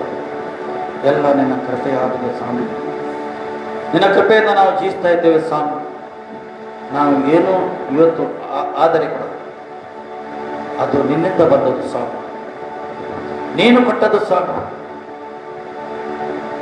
ನನ್ನ ಹತ್ರ ಏನು ಇದ್ದರು ಇವತ್ತು, ನಿಮ್ಮ ಹತ್ರ ಏನು ಇದ್ದರು ಅದು ಆತನಿಂದ ಬಂದದ್ದು. ಆತನು ದಯ ತೋರಿಸುವ ದೇವರಾಗಿದ್ದಾನೆ, ಕರುಣೆ ತೋರಿಸುವ ದೇವರಾಗಿದ್ದಾನೆ. ನಿಮ್ಮ ಮೇಲೆ ಆತನು ಕರುಣೆ ತೋರಿಸ್ತಾ ಇದ್ದಾನೆ. ಪ್ರಿಯರೇ, ಆತನು ದಯ ತೋರಿಸ್ತಾ ಇದ್ದಾನೆ. ಆತನು ನಿಮ್ಮ ಮಧ್ಯದಲ್ಲಿ ಚಲಿಸ್ತಾ ಇದ್ದಾನೆ. ಆತನು ಚಲಿಸುವನಾಗಿದ್ದಾನೆ. ಪ್ರಿಯರೇ, ನಿಮಗೆ ಆತ್ಮದಿಂದ ಆತನು ತುಂಬಿಸ್ತಾ ಇದ್ದಾನೆ. ಆತನ ಆತ್ಮದಿಂದ ತುಂಬಿಸ್ತಾ ಇದ್ದಾನೆ. ಆತ್ಮಿಕ ಜ್ಞಾನ ಕೊಡ್ತಾ ಇದ್ದಾನೆ. ಯಾರಿಗಾದ್ರೂ ಆತ್ಮಿಕ ಜ್ಞಾನ ಇಲ್ಲದಿದ್ದರೆ ಈ ಸಮಯದಲ್ಲಿ ನೀವು ಕೇಳಿಕೊಂಡರೆ ಖಂಡಿತ ನಿಮಗೆ ದೇವರು ಆತ್ಮಿಕ ಜ್ಞಾನದಿಂದ ತುಂಬಿಸ್ತಾನೆ. ಆತನ ಫಲದಿಂದ ತುಂಬಿಸ್ತಾನೆ. ಫ್ರೂಟ್ಸ್, ಪ್ರೀತಿ ಮಾಡಲಿಕ್ಕೆ ಪ್ರೀತಿಯ ಆತ್ಮದಿಂದ ತುಂಬಿಸ್ತಾನೆ. ದೀನತೆ ಆತ್ಮದಿಂದ ತುಂಬಿಸ್ತಾನೆ. ತಾಳ್ಮೆ ಆತ್ಮದಿಂದ ತುಂಬಿಸ್ತಾನೆ. ಸಹಿಸುವ ಆತ್ಮದಿಂದ ತುಂಬಿಸ್ತಾನೆ. ಇದು ಕ್ರಿಸ್ತನ ಫಲವಾಗಿದೆ. ಫ್ರೂಟ್ಸ್, ಆತನ ಸ್ವಭಾವ, ಕ್ರಿಸ್ತನ ಸ್ವಭಾವದಿಂದ ತುಂಬಿಸ್ತಾ ಇದ್ದಾನೆ. ಏಕೆಂದರೆ ದೇವರ ಕೃಪೆ ನಿಮಗೆ ಆವರಿಸಿದೆ. ಕ್ರಿಸ್ತನ ಗುಣಾತಿಶಯ ನಿಮಗೆ ತುಂಬಿಸ್ತಾ ಇದ್ದಾನೆ. ಏಕೆಂದರೆ ಆತನ ಕೃಪೆಯಾಗಿದೆ. ಎಲ್ಲ ಆತನ ಕೃಪೆ. ನೀವು ಅಭಿಷೇಕ ಹೊಂದದ್ದು ಆತನ ಕೃಪೆಯಾಗಿದೆ. ಯಾರು ರಕ್ಷಣೆ ಹೊಂದಿಲ್ಲ, ದೇವರ ಕೃಪೆ ಉಂಟು ರಕ್ಷಣೆ ಹೊಂದಲಿಕ್ಕೆ. ಏಕೆಂದರೆ ಕ್ರಿಸ್ತನು ನಮಗೆ ಜ್ಞಾನ ಕೊಡುವನಾಗಿದ್ದಾನೆ. ಆತ ನಮಗೋಸ್ಕರ ಆತನು ಮಾನವನಾಗಿ ಬಂದು ಹುಡುಕಿಕೊಂಡು ಬಂದು ಈ ಲೋಕಕ್ಕೆ. ಪ್ರಿಯರೇ, ಆತನು ನಮಗೋಸ್ಕರ ತನ್ನ ಪ್ರಾಣವನ್ನು ಕೊಟ್ಟಿದ್ದಾನೆ. ಶಿಲುಬೆಯಲ್ಲಿ ಆತನು ಕೊಟ್ಟದ್ದು ನಿಮಗೋಸ್ಕರ, ನಮಗೋಸ್ಕರ. ಪ್ರಿಯರೇ, ಆತನು ತನ್ನ ಶರೀರವನ್ನು ಚಚ್ಚಿ ತನ್ನ ಪ್ರಾಣವನ್ನು ತ್ಯಾಗ ಮಾಡಿದ್ದಾನೆ. ನೀವು ಮತ್ತು ನಾವು, ನಮಗೆ ರಕ್ಷಣೆ ಆಗಬೇಕು. ನಾವು ನಿತ್ಯ ಆತನೊಟ್ಟಿಗೆ ಜೀವಿಸಬೇಕಂದು ನಿಮ್ಮ ಪಾಪ, ನಮ್ಮ ಪಾಪ ಆತನು ತನ್ನ ಶರೀರ ಮೇಲೆ ಹೊತ್ತುಕೊಂಡಿದ್ದಾನೆ. ನಮ್ಮ ಎಲ್ಲ ಶಾಪವು ಆತನ ಶರೀರ ಮೇಲೆ ಹೊತ್ತುಕೊಂಡಿದ್ದಾನೆ. ಶಿಲುಬೆಗೆ ಚಡಿದಿದ್ದಾನೆ ಆತನು. ಇದು ಸತ್ಯವಾಗಿದೆ. ಒಬ್ಬ ಪಾಪಿಗೆ ಶಿಲುಬೆಯಲ್ಲಿ ಹಾಕಬೇಕು. ಆದರೆ ಆತನು ಆ ಶಿಲುಬೆಯ ಮರಣವನ್ನು ಆತನು ತನ್ನ ಮೇಲೆ ತಗೊಂಡು ನಮಗೆ ಮಾನವ ಕುಲಕ್ಕೆ ಆತನು ಬಿಡುಗಡೆ ಮಾಡಿದ್ದಾನೆ. ಪ್ರಿಯರೇ, ಆತನಿಗೆ ಹೂಡಲ್ಪಟ್ಟು 3ನೇ ದಿವಸದಲ್ಲಿ ಆತನು ಜೀವಂತ ಇದ್ದಿದ್ದಾನೆ. ಜೀವಿಸುವ ದೇವರಾಗಿದ್ದಾನೆ. ನೀನು ಯಾವ ಕಷ್ಟದಲ್ಲಿ ಇದ್ದೀರಿ, ಯಾವ ಸಮಸ್ಯೆಯಲ್ಲಿ ಇದ್ದೀರಿ, ಯಾವ ದುಃಖದಲ್ಲಿ ಇದ್ದೀರಿ, ಯಾವ ರೋಗದಲ್ಲಿ ಇದ್ದೀರಿ, ಪ್ರಾರ್ಥಿಸುವ. ಪ್ರಾರ್ಥನೆಗೆ ಉತ್ತರ ಕೊಡುವ ದೇವರಾಗಿದ್ದಾನೆ. ಅದು ನಿಮ್ಮ ಪ್ರಾರ್ಥನೆ, ನಮ್ಮ ಪ್ರಾರ್ಥನೆಗೆ ಅದನ್ನು ಉತ್ತರ ಕೊಡುವ ದೇವರಾಗಿದ್ದಾನೆ. ನಾವು ಹೃದಯಪೂರ್ವಕವಾಗಿ ಪ್ರಾರ್ಥನೆ ಮಾಡೋಣ. ನಿಮ್ಮ ಯಾವ ಸಮಸ್ಯೆ ಇರಲಿ, ಆತನಿಗೆ ಅಸಾಧ್ಯವುದಿಲ್ಲ. ಆತನಿಗೆ ಎಲ್ಲ ಸಾಧ್ಯ. ಆತನು ನಮ್ಮ ಮಧ್ಯದಲ್ಲಿ ಚಲಿಸ್ತಾ ಇದ್ದಾನೆ. ನೀನು ನೆನಪು ಮಾಡಿಕೊಂಡು ನೀನು ಈ ಸಮಯದಲ್ಲಿ ಬೇಡಿದರೆ ಆತನು ಕೊಡುವನಾಗಿದ್ದಾನೆ. ಏಕೆಂದರೆ ದೇವರ ಪ್ರಸನ್ನತೆ ನಮ್ಮ ಮಧ್ಯದಲ್ಲಿ ಚಲಿಸ್ತಾ ಉಂಟು. ಪ್ರಿಯರೇ, ಆತನು ಚಲಿಸ್ತಾ ಇದ್ದಾನೆ. ದೇವರ ಆತ್ಮ ಚಲಿಸ್ತಾ ಉಂಟು. ಆತನು ಈ ಲೋಕದಲ್ಲಿರುವ ರೋಗದವರನ್ನು ಮುಟ್ಟಿದ. ಆತನು ಮುಟ್ಟಿದಾಗನೇ ಅವರು ಗುಣ ಆದರು. ಸತ್ತವರಿಗೆ ಆತನು ಎಬ್ಬಿಸಿದ, ಜೀವಂತ ಎಬ್ಬಿಸಿದ. ಆತನು ಜೀವಂತ ದೇವರಾಗಿದ್ದಾನೆ. ಯಾವ ಭಾಗದಲ್ಲಿ ನೀವು, ನಿಮ್ಮ ಶರೀರದ ಯಾವ ಭಾಗದಲ್ಲಿ ನೀವು ಈಗ ನಿಮ್ಮ ಭಾಗ ಡೆಡ್ ಆಗಿದೆ, ಅಲ್ಲಿ ಕೈ ಇಟ್ಟು ಕೊಟ್ಟು ಈಗ ಅಲ್ಲಿ ಜೀವ ಬರ್ತಾನೆ, ಜೀವ ಬರ್ತಾ ಉಂಟು. Thank you. ದೇವರ ಆತ್ಮ ಮಾಡ. ನಾವು ಖಾಲಿ ಪ್ರಾರ್ಥನೆ ಮಾತ್ರ ಮಾಡ. ಯೇಸು ಕ್ರಿಸ್ತನ ಮುಟ್ಟುವುದರಿಂದ ನಿಮ್ಮ ಜೀವಿತದಲ್ಲಿ ಏನೋ ಅದ್ಭುತ ಆಗ್ತದೆ. ಯೇಸು ಮಾಡುದು, ಯೇಸು ಅದ್ಭುತ ಮಾಡುದು, ಯೇಸು ಸೂಚಕ ಕಾರ್ಯ ಮಾಡ್ತಾ ಇದ್ದಾರೆ. ಎದೆಯಲ್ಲಿದ್ಯಾ, ಚಿಂತೆಯಲ್ಲಿದ್ಯಾ, ಕರೆಯಾತನ ಯೇಸುವೆ ಎಂದು ಹೇಳು. ಆತನ ಹತ್ತಿರವೇ ಇದ್ದಾನೆ. ಮಗಳೇ, ಮಗನೇ, ನಾನು ಏನು ಮಾಡಬೇಕಂತ ಕೇಳ್ತಾನೆ. ಆತ ನಿಮಗೆ ಮುಟ್ಟುತ್ತಾ ಇದ್ದಾನೆ. ನಿಮ್ಮ ಚಿಂತೆಯಲ್ಲಿ ಬಿಡುಗಡೆ ಆಗ್ತಾ ಇದ್ದೀರಿ. ನೀವು ಬೇಡುವಾಗ, ನೀವು ಬಾಯಿ ಬಿಟ್ಟು ಬೇಡುವಾಗ ಕಾರ್ಯ ಆಗ್ತದೆ. ಒಬ್ಬಟ್ಟಿಗಿದ್ಯಾ, ಬೇಡು ಆತನ. ನನಗೆ ಒಬ್ಬಟ್ಟಿಗೆ ಆಗ್ತಾ ಉಂಟು, ಏನು ಸಾಮಾನ್ಯಗೆ ಸಹಾಯ ಮಾಡು. ಆತನಿಗೆ ಮುಟ್ಟುತ್ತಾನೆ. ನಿನ್ನ ಒಬ್ಬಟ್ಟಿಗೆ ತೆಗೆದು ಬಿಡ್ತಾನೆ. ಅಯ್ಯೋ, ಸ್ವಾರ್ಥದಲ್ಲಿದ್ಯಾ, ಸ್ವಾರ್ಥದ ಆತ್ಮನಿಗೆ ಆತನು ಬಿಡುಗಡೆ ಮಾಡ್ತಾನೆ. ಆತನ ಆತ್ಮ ಚಲಿಸ್ತಾ ಉಂಟು, ಚಲಿಸ್ತಾ ಉಂಟು. ನಾಳೆ ವಿಷಯದಲ್ಲಿ ಚಿಂತೆ ಮಾಡಬೇಡ. ನಾಳೆ ನೀನು ನೋಡ್ಲಿಲ್ಲ, ನಾನು ನೋಡ್ಲಿಲ್ಲ. ಆತನಿಗೆ ಗೊತ್ತುಂಟು. ಅನುದಿನದ 6 ಕೋಟಿಗೆ ಆತನಿಗೆ ಗೊತ್ತುಂಟು. ಲೋನಲ್ಲಿದ್ದೀಯಾ, ಸಮಸ್ಯೆಯಲ್ಲಿದ್ದೀಯಾ, ಆತನ ಹತ್ರ ಬೇಡ. ಜೀವ ಸ್ವರೂಪರಾದ ದೇವರ ಹತ್ರ ಬೇಡ. ಆತನು ಒದಗಿಸುವನಾಗಿದ್ದಾನೆ. ನಿನ್ನ ಸಿಚುವೇಶನ್ ಬದಲು ಮಾಡುವನಾಗಿದ್ದಾನೆ. ಬೇಡುವಾಗ ಆತನು ಕೊಡುವನಾಗಿದ್ದಾನೆ. ಇವತ್ತು ನಿಮಗೆ ಪ್ರಾರ್ಥನೆ ಮಾಡಲಿಕ್ಕೆ ಆಗುದಿಲ್ಲ, ಪ್ರಾರ್ಥನೆಗೆ ಕೂತ್ಕೊಳ್ತಾ ಇದ್ದೀವಿ, ಆಗುದಿಲ್ಲ. ಆತನ ಹತ್ರ ಬೇಡಿಕೊ. ಸ್ವಾಮಿ, ನನ್ನನ್ನು ನಿನ್ನ ಆತ್ಮದ ತುಂಬಿಸು. ನನ್ನನ್ನು ತಗ್ಗಿಸಿಕೊಂಡು ಬೇಡುವಾಗ ಆತನ ನಿನ್ನ ಕೋರಿಕೆ ನೆರವೇರಿಸುವನು. ಬೇಡು ಮೊದಲು ಆತ್ಮಿಕ ಸಂಗತಿಗೆ ನಾವು ಬೇಡುವ ಮತ್ತು ಸ್ವಾಭಾವಿಕ ಎಲ್ಲವನ್ನ ಆತನು ಒದಗಿಸುವನಾಗಿದ್ದಾನೆ. ಆತನು ಒದಗಿಸುವ ದೇವರಾಗಿದ್ದಾನೆ. ಮಾನವನಿಗೆ ಏನೇನು ಬೇಕು ಈ ಲೋಕದಲ್ಲಿ ಆತನು ಮೊದಲೇ ಹೋರಾಡಿ ಸೃಷ್ಟಿ ಮಾಡಿಟ್ಟಿದ್ದಾನೆ. ನೀನು ಹೃದಯಪೂರ್ವಕವಾಗಿ ಬೇಡುವಾಗ ಆತನು ನಿನಗೆ ಕೊಡುವನಾಗ್ತಾನೆ. ಒಂದೇ ದಯ ತೋರಿಸಪ್ಪ, ಕರುಣೆ ತೋರಿಸಪ್ಪ. ಯಾವ ಹೋರಾಟದಲ್ಲಿದ್ದಾರೆ ಇವತ್ತು ಬಿಡುಗಡೆ ಕೊಡು. ಪಾಪದಲ್ಲಿದ್ದರೆ ಅವರಿಗೆ ಬಿಡುಗಡೆ ಬಿಡು. ಆ ಪಾಪ ಸಂಘಟನೆಗೆ ಬಿಡಲಿಕ್ಕೆ ಆಗಲಿಲ್ಲ, ದೇವರಾತ್ಮ ಅಂತ ಕೇಳಿಕೊಡು. ಸ್ವಾಮಿ, ನನಗೆ ಈ ಸಮಯದಲ್ಲಿ ಮುಟ್ಟದು, ಏಕೆ ದೇವರ ಪ್ರಸನ್ನತೆ ಉಂಟು. ನಿನಗೆ ಒಟ್ಟಂಚು ಸಾಕು, ಮುಟ್ಟಿದ ಆ ಪಾಪದಿಂದ ನಿಮಗೆ ಬಿಡುಗಡೆ ಆಗ್ತದೆ. ನಿನ್ನ ಅಭ್ಯಾಸದಿಂದ ಹೊರಗೆ ಬರ್ಲಿಕ್ಕೆ ಆಗುದಿಲ್ಲ. ಆತನ ಬೇಡಿಕೋ ಈ ಸಮಯದಲ್ಲಿ. ಆತನಿಗೆ ಆ ಭಾಗದಲ್ಲಿ ಬಿಡುಗಡೆ ಕೊಡ್ತಾ ಇದ್ದಾನೆ. Thank you. ಏಕೆಂದರೆ ದೇವರ ಆತ್ಮ ಚಲಿಸ್ತಾ ಇದ್ದಾನೆ. ದೇವರ ಆತ್ಮ ನಮ್ಮ ಮಧ್ಯದಲ್ಲಿ ಚಲಿಸ್ತಾ ಇದ್ದಾನೆ. ಪ್ರಿಯರೇ, ಚಲಿಸ್ತಾ ಇದ್ದಾನೆ. Thank you, thank you, thank you Jesus. ನಾವು ಪ್ರಾರ್ಥಿಸ, ನಮ್ಮ ದೇಶಕ್ಕಾಗ್ತದೆ. ನಾವು ಮಾತು ನಮ್ಮ ದೇಶದ ಮೇಲೆ ಕರುಣೆ ತೋರಿಸು ಸ್ವಾಮಿ. ಎಷ್ಟು ಮಂದಿಗೆ ಕೆಲಸ ಇಲ್ಲ ಸ್ವಾಮಿ, ಅವರಿಗೆ ಕೆಲಸ ಒದಗಿಸುತ್ತೆ. ಹೊಸ ಹೊಸ ಫ್ಯಾಕ್ಟ್ರಿಗಳು ಓಪನ್ ಆಗಲಿ ಸ್ವಾಮಿ. ಕತ್ತನೆ ಕೆಲಸ ಇಲ್ಲದೆ ಕೆಲಸ ಒದಗಿಸುವನಾಗಿದ್ದಾನೆ. ಸ್ತೋತ್ರ. ಕತ್ತನೆ ಮಾನವನ ಭಯದಲ್ಲಿದ್ದಾನೆ. ಈ ಭಯದಿಂದ ಬಿಡುಗಡೆ ಆಗಲಿ ರೋಗವು ಬಿಟ್ಟೋಗಲಿ ಸ್ವಾಮಿ. ನಿನ್ನ ಧೈರ್ಯದಿಂದ ತುಂಬಿಸು. ಅಧಿಕಾರಿಗಳಿಗೆ ಒಳ್ಳೆ ಬುದ್ಧಿ ಕೊಡು, ಜ್ಞಾನ ಕೊಡು ಕರ್ತನೆ. ಈ ಪ್ರಜೆಗೆ ನಡೆಸಲಿಕ್ಕೆ ಜ್ಞಾನ ಬುದ್ಧಿ ಕೊಡು ಅವರಿಗೆ. ಹೇಗೆ ಪ್ರಜೆಯ ಶಾಂತಿ ಸಮಾಧಾನ, ಅವರ ಶಾಂತಿ ಸಮಾಧಾನ ತಿಳುವಳಿಕೆ ಬರಬೇಕಂತ ನಾನು ಪ್ರಾರ್ಥನೆ ಮಾಡ್ತೀನಿ. ಅವರಿಗೆ ಜ್ಞಾನ ಕೊಡುತ್ತದೆ. ತಂದೆಯನಿಗೆ ಸ್ತೋತ್ರ. ಎಲ್ಲಾ ಮಾನವನಿಗೆ ರಕ್ಷಣೆ ಆಗಲಿಕ್ಕೆ,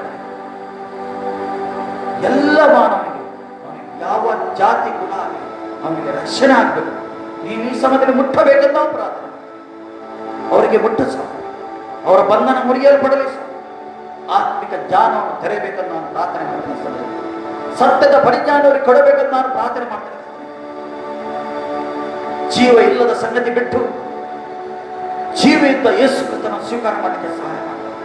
ದೇವರಾತ್ಮನೇ, ನೀನು ಚಲಿಸುವ ಮತದಲ್ಲಿ ನೀನು ಹೇಳಿದಲ್ಲ ಸ್ವಾಮಿ, ಕಡೇ ಕಾಲದಲ್ಲಿ ನನ್ನ ಆತ್ಮವು ಎಲ್ಲರ ಮೇಲೆ ನಾನು ಸುರಿಸ್ತೇನೆ ವಾಗ್ದಾನ ಮಾಡಿದ್ದೀನಿ. ಕಥೆ ಸುರಿಸಪ್ಪ, ನಮ್ಮ ದೇಶದ ಮೇಲೆ ಸುರಿಸು, ನಮ್ಮ ನಾಡಿನ ಮೇಲೆ ಸುರಿಸು, ಈ ಜಗತ್ತಿನ ಮೇಲೆ ಸುರಿಸು. ನನ್ನ ಆತ್ಮವು ಚಲಿಸು, ಎಲ್ಲರಿಗೆ ನೀನು ಮುಟ್ಟಬೇಕಂತ ಏಕೆ ನೀನು ವಾಗ್ದಾನ ಮಾಡಿದೆ ಕಥೆ. ಈ ವಾಗ್ದಾನ ನೆರವೇರಿಸುವನಾಗಿದೆ ತಂದೆ. ಸ್ತೋತ್ರ ಸ್ತೋತ್ರ. ಒಬ್ಬರು ಕೂಡ ನಾಶವಾಗುವುದು ನಿನ್ನ ಚಿತ್ತ ಅಲ್ಲಲ್ಲ ಸ್ವಾಮಿ. ಎಲ್ಲರೂ ರಕ್ಷಣೆ ಹೊಂದಬೇಕೆಂದು ನಿನ್ನ ಚಿತ್ತವಾಗಿದೆ ಕರ್ತನೆ. ಆತ್ಮಿಕ ಜ್ಞಾನದ ಬಾಗಿಲು ತೆರೆಯಬೇಕೆಂದು ನಾನು ಪ್ರಾರ್ಥನೆ ಮಾಡ್ತೀನಿ. ಎಲ್ಲರ ತೆರೆಸು, ಒಪ್ಪನಾಗಲಿ ಕರ್ತನೆ. ಸತ್ಯದ ಪರಿಜ್ಞಾನ ಅವರಿಗೆ ಕೊಡಬೇಕಂತ ನಾನು ಪ್ರಾರ್ಥನೆ ಮಾಡ್ತೇನೆ. ತಂದೆ, ನಿನಗೆ ಸ್ತೋತ್ರ, ನಿನಗೆ ಸ್ತೋತ್ರ. ಯಾರು ಬಲಹೀನತೆ ಇದ್ದೀರಿ, ಶರೀರದಲ್ಲಿ ಬಲಹೀನತೆ ಇದ್ದೀರಿ, ದೇವರ ಆತ್ಮನ್ನು ಮುಟ್ಟುತ್ತಾ ಇದ್ದಾರೆ. ಈ ಸಮಯ ತಲೆ ತಿರುಗುತ್ತಾ ಉಂಟು ಕೆಲವರಿಗೆ, ನಿಂತ ಕೂಡಲೇ ತಲೆ ತಿರುಗುತ್ತಾ ಉಂಟು. ದೇವರ ಆತ್ಮ ನಿಮಗೆ ಮುಟ್ಟುತ್ತಾ ಇದ್ದಾನೆ, ಟಚ್ ಮಾಡ್ತಾ ಇದ್ದಾನೆ, ಬಲ ಕೊಡ್ತಾ ಇದ್ದಾನೆ. Thank you, thank you Jesus. ಕೆಲವರಿಗೆ ಸ್ವಲ್ಪ ಮಾತಾಡಿದರೆ ತುಂಬಾ ಡಿಸ್ಟರ್ಬ್ ಆಗ್ತೀನಿ ಅಂತವರಿಗೆ ದೇವರ ಆತ್ಮ ಮುಟ್ಟುತ್ತಾ ಉಂಟು, ಟಚ್ ಮಾಡ್ತಾ ಉಂಟು ದೇವರ. ಥ್ಯಾಂಕ್ ಯು, ಥ್ಯಾಂಕ್ ಯು ತಂದೆಯನಿಗೆ ಸ್ತೋತ್ರ. ನಿನ್ನ ಸ್ವಸ್ಥದ ಆತ್ಮ ಚಲಿಸಲಿ. ಇವರ ಶರೀರದಲ್ಲಿ ಏನು ಕಾಯಿಲೆ ಇದೆ ಅದನ್ನು ಬಿಡುಗಡೆ ಕೊಡಬೇಕು. ಮತ್ತು ಆತ್ಮಿಕ ಸಂಗತಿಯಲ್ಲಿ ಯಾರು ಹೋರಾಡ್ತಾ ಇದ್ದಾರೆ ಅವರಿಗೆ ಕೂಡ ಬಿಡುಗಡೆ ಕೊಡಬೇಕಂತ ನಾನು ಪ್ರಾರ್ಥನೆ ಮಾಡ್ತೀನಿ. ಟಚ್ ಮಾಡೋ ಪರಿಶುದ್ಧ ನೀನು ಅವನಿಗೆ ಮುಟ್ಟುವುದಕ್ಕೆ ಸ್ತೋತ್ರ. ನಿನ್ನ ಆಶೀರ್ವಾದ ಬರಲಿಕ್ಕೆ, ನಿನ್ನ ಕೃಪೆಯಿಂದ ಇವರಿಗೆ ಚಾಲಿಸು. ತಂದೆಯನಿಗೆ ಸ್ತೋತ್ರ. Thank you Lord, thank you Jesus, thank you, thank you Jesus. ಸ್ತೋತ್ರಪ್ಪ, ನಮ್ಮ ಮಧ್ಯದಲ್ಲಿ ನಿನಗೆ ಸ್ತೋತ್ರ, ಸ್ತೋತ್ರ.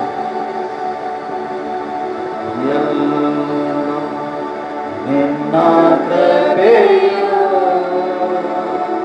ನಮಗೆಲ್ಲ, ನಿನ್ನ ಕೃಪೆಯು ಎಲ್ಲ, ನಿನ್ನ ಕೃಪೆಯು ನಮಗೆಲ್ಲ, ನಿನ್ನ ಕೃಪೆಯು ಇದುವರೆಗೂ ಬದುಕಿದು ನಿನ್ನ ಕೃಪೆಯು,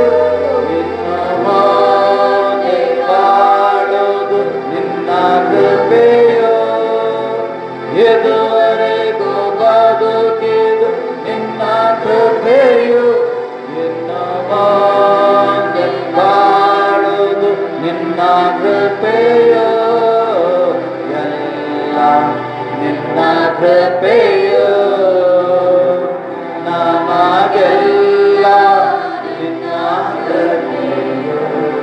ಹೌದು ಸ್ವಾಮಿ, ನಿನ್ನ ಕೃಪೆ ಆವರಿಸಿದ್ದಕ್ಕೆ ಸ್ತೋತ್ರ ಸ್ವಾಮಿ. ನಿನ್ನ ರೆಕ್ಕೆ ಒಳಗೆ ನಮಗೆಲ್ಲರಿಗೆ ಇಟ್ಟಿದ್ದಕ್ಕೆ ಸ್ತೋತ್ರ. ಬೇಟೆಗಾರ ಬಲೆಯಿಂದ ಮರಣಗಳ ಬಾಧೆಯಿಂದ ತಪ್ಪಿಸುವಂತ ನೀನು. ನಿನ್ನ ಮಕ್ಕಳಲ್ಲಿ ಸಾವಿರಾರು ಜನ ಸತ್ತು ಬಿದ್ದರು, ಏನಾಗ್ತದೆ ವಾಗ್ದಾನ ಮಾಡಿದರೆ ಮುಂದಿನ ಸಮಯ ನಡೆಸ. ಮತ್ತೆ ನಮ್ಮ ಪ್ರಾರ್ಥನೆಯನ್ನು ಕೇಳಿದ್ದಕ್ಕೆ ಸ್ತೋತ್ರ, ಉತ್ತರ ಕೊಟ್ಟಿದ್ದಕ್ಕೆ ಸ್ತೋತ್ರ. ಎಲ್ಲ ಧನ, ಎಲ್ಲ ಮಾನ, ಎಲ್ಲ ಮಹಿಮೆ ನಿನಗೊಬ್ಬನಿಗೆ ಮಾತ್ರ ನಾವು ಸಲ್ಲಿಸ್ತೇವೆ. ಹೇಗಿದೆ ಮಾನಕ್ಕೆ ಯೋಗ್ಯನು, ಮಹಿಮೆಗೆ ಯೋಗ್ಯನು, ಆರಾಧನೆಗೆ ಯೋಗ್ಯನು, ಸ್ತುತಿಗೆ ಯೋಗ್ಯನಾಗಿ ನಾವು ಮಾಡಿದ ಆರಾಧನೆ ಸ್ತುತಿಯಲ್ಲಿ ನೀನು ಮಹಿಮೆ ಹೊಂದಿದ್ದಕ್ಕೆ ಸ್ತೋತ್ರ. ವಾಕ್ಯದ ಭಾಗದಲ್ಲಿ ನೀನು ಮಾತಾಡಿದ್ದಕ್ಕೆ ಸ್ತೋತ್ರ. ಪ್ರಾರ್ಥನೆ ಭಾಗದಲ್ಲಿ ಕಥನೆ ನೀನು ನಡೆಸಿ ಆಶೀರ್ವಾದ ಮಾಡಿದ್ದಕ್ಕೆ ಸ್ತೋತ್ರ.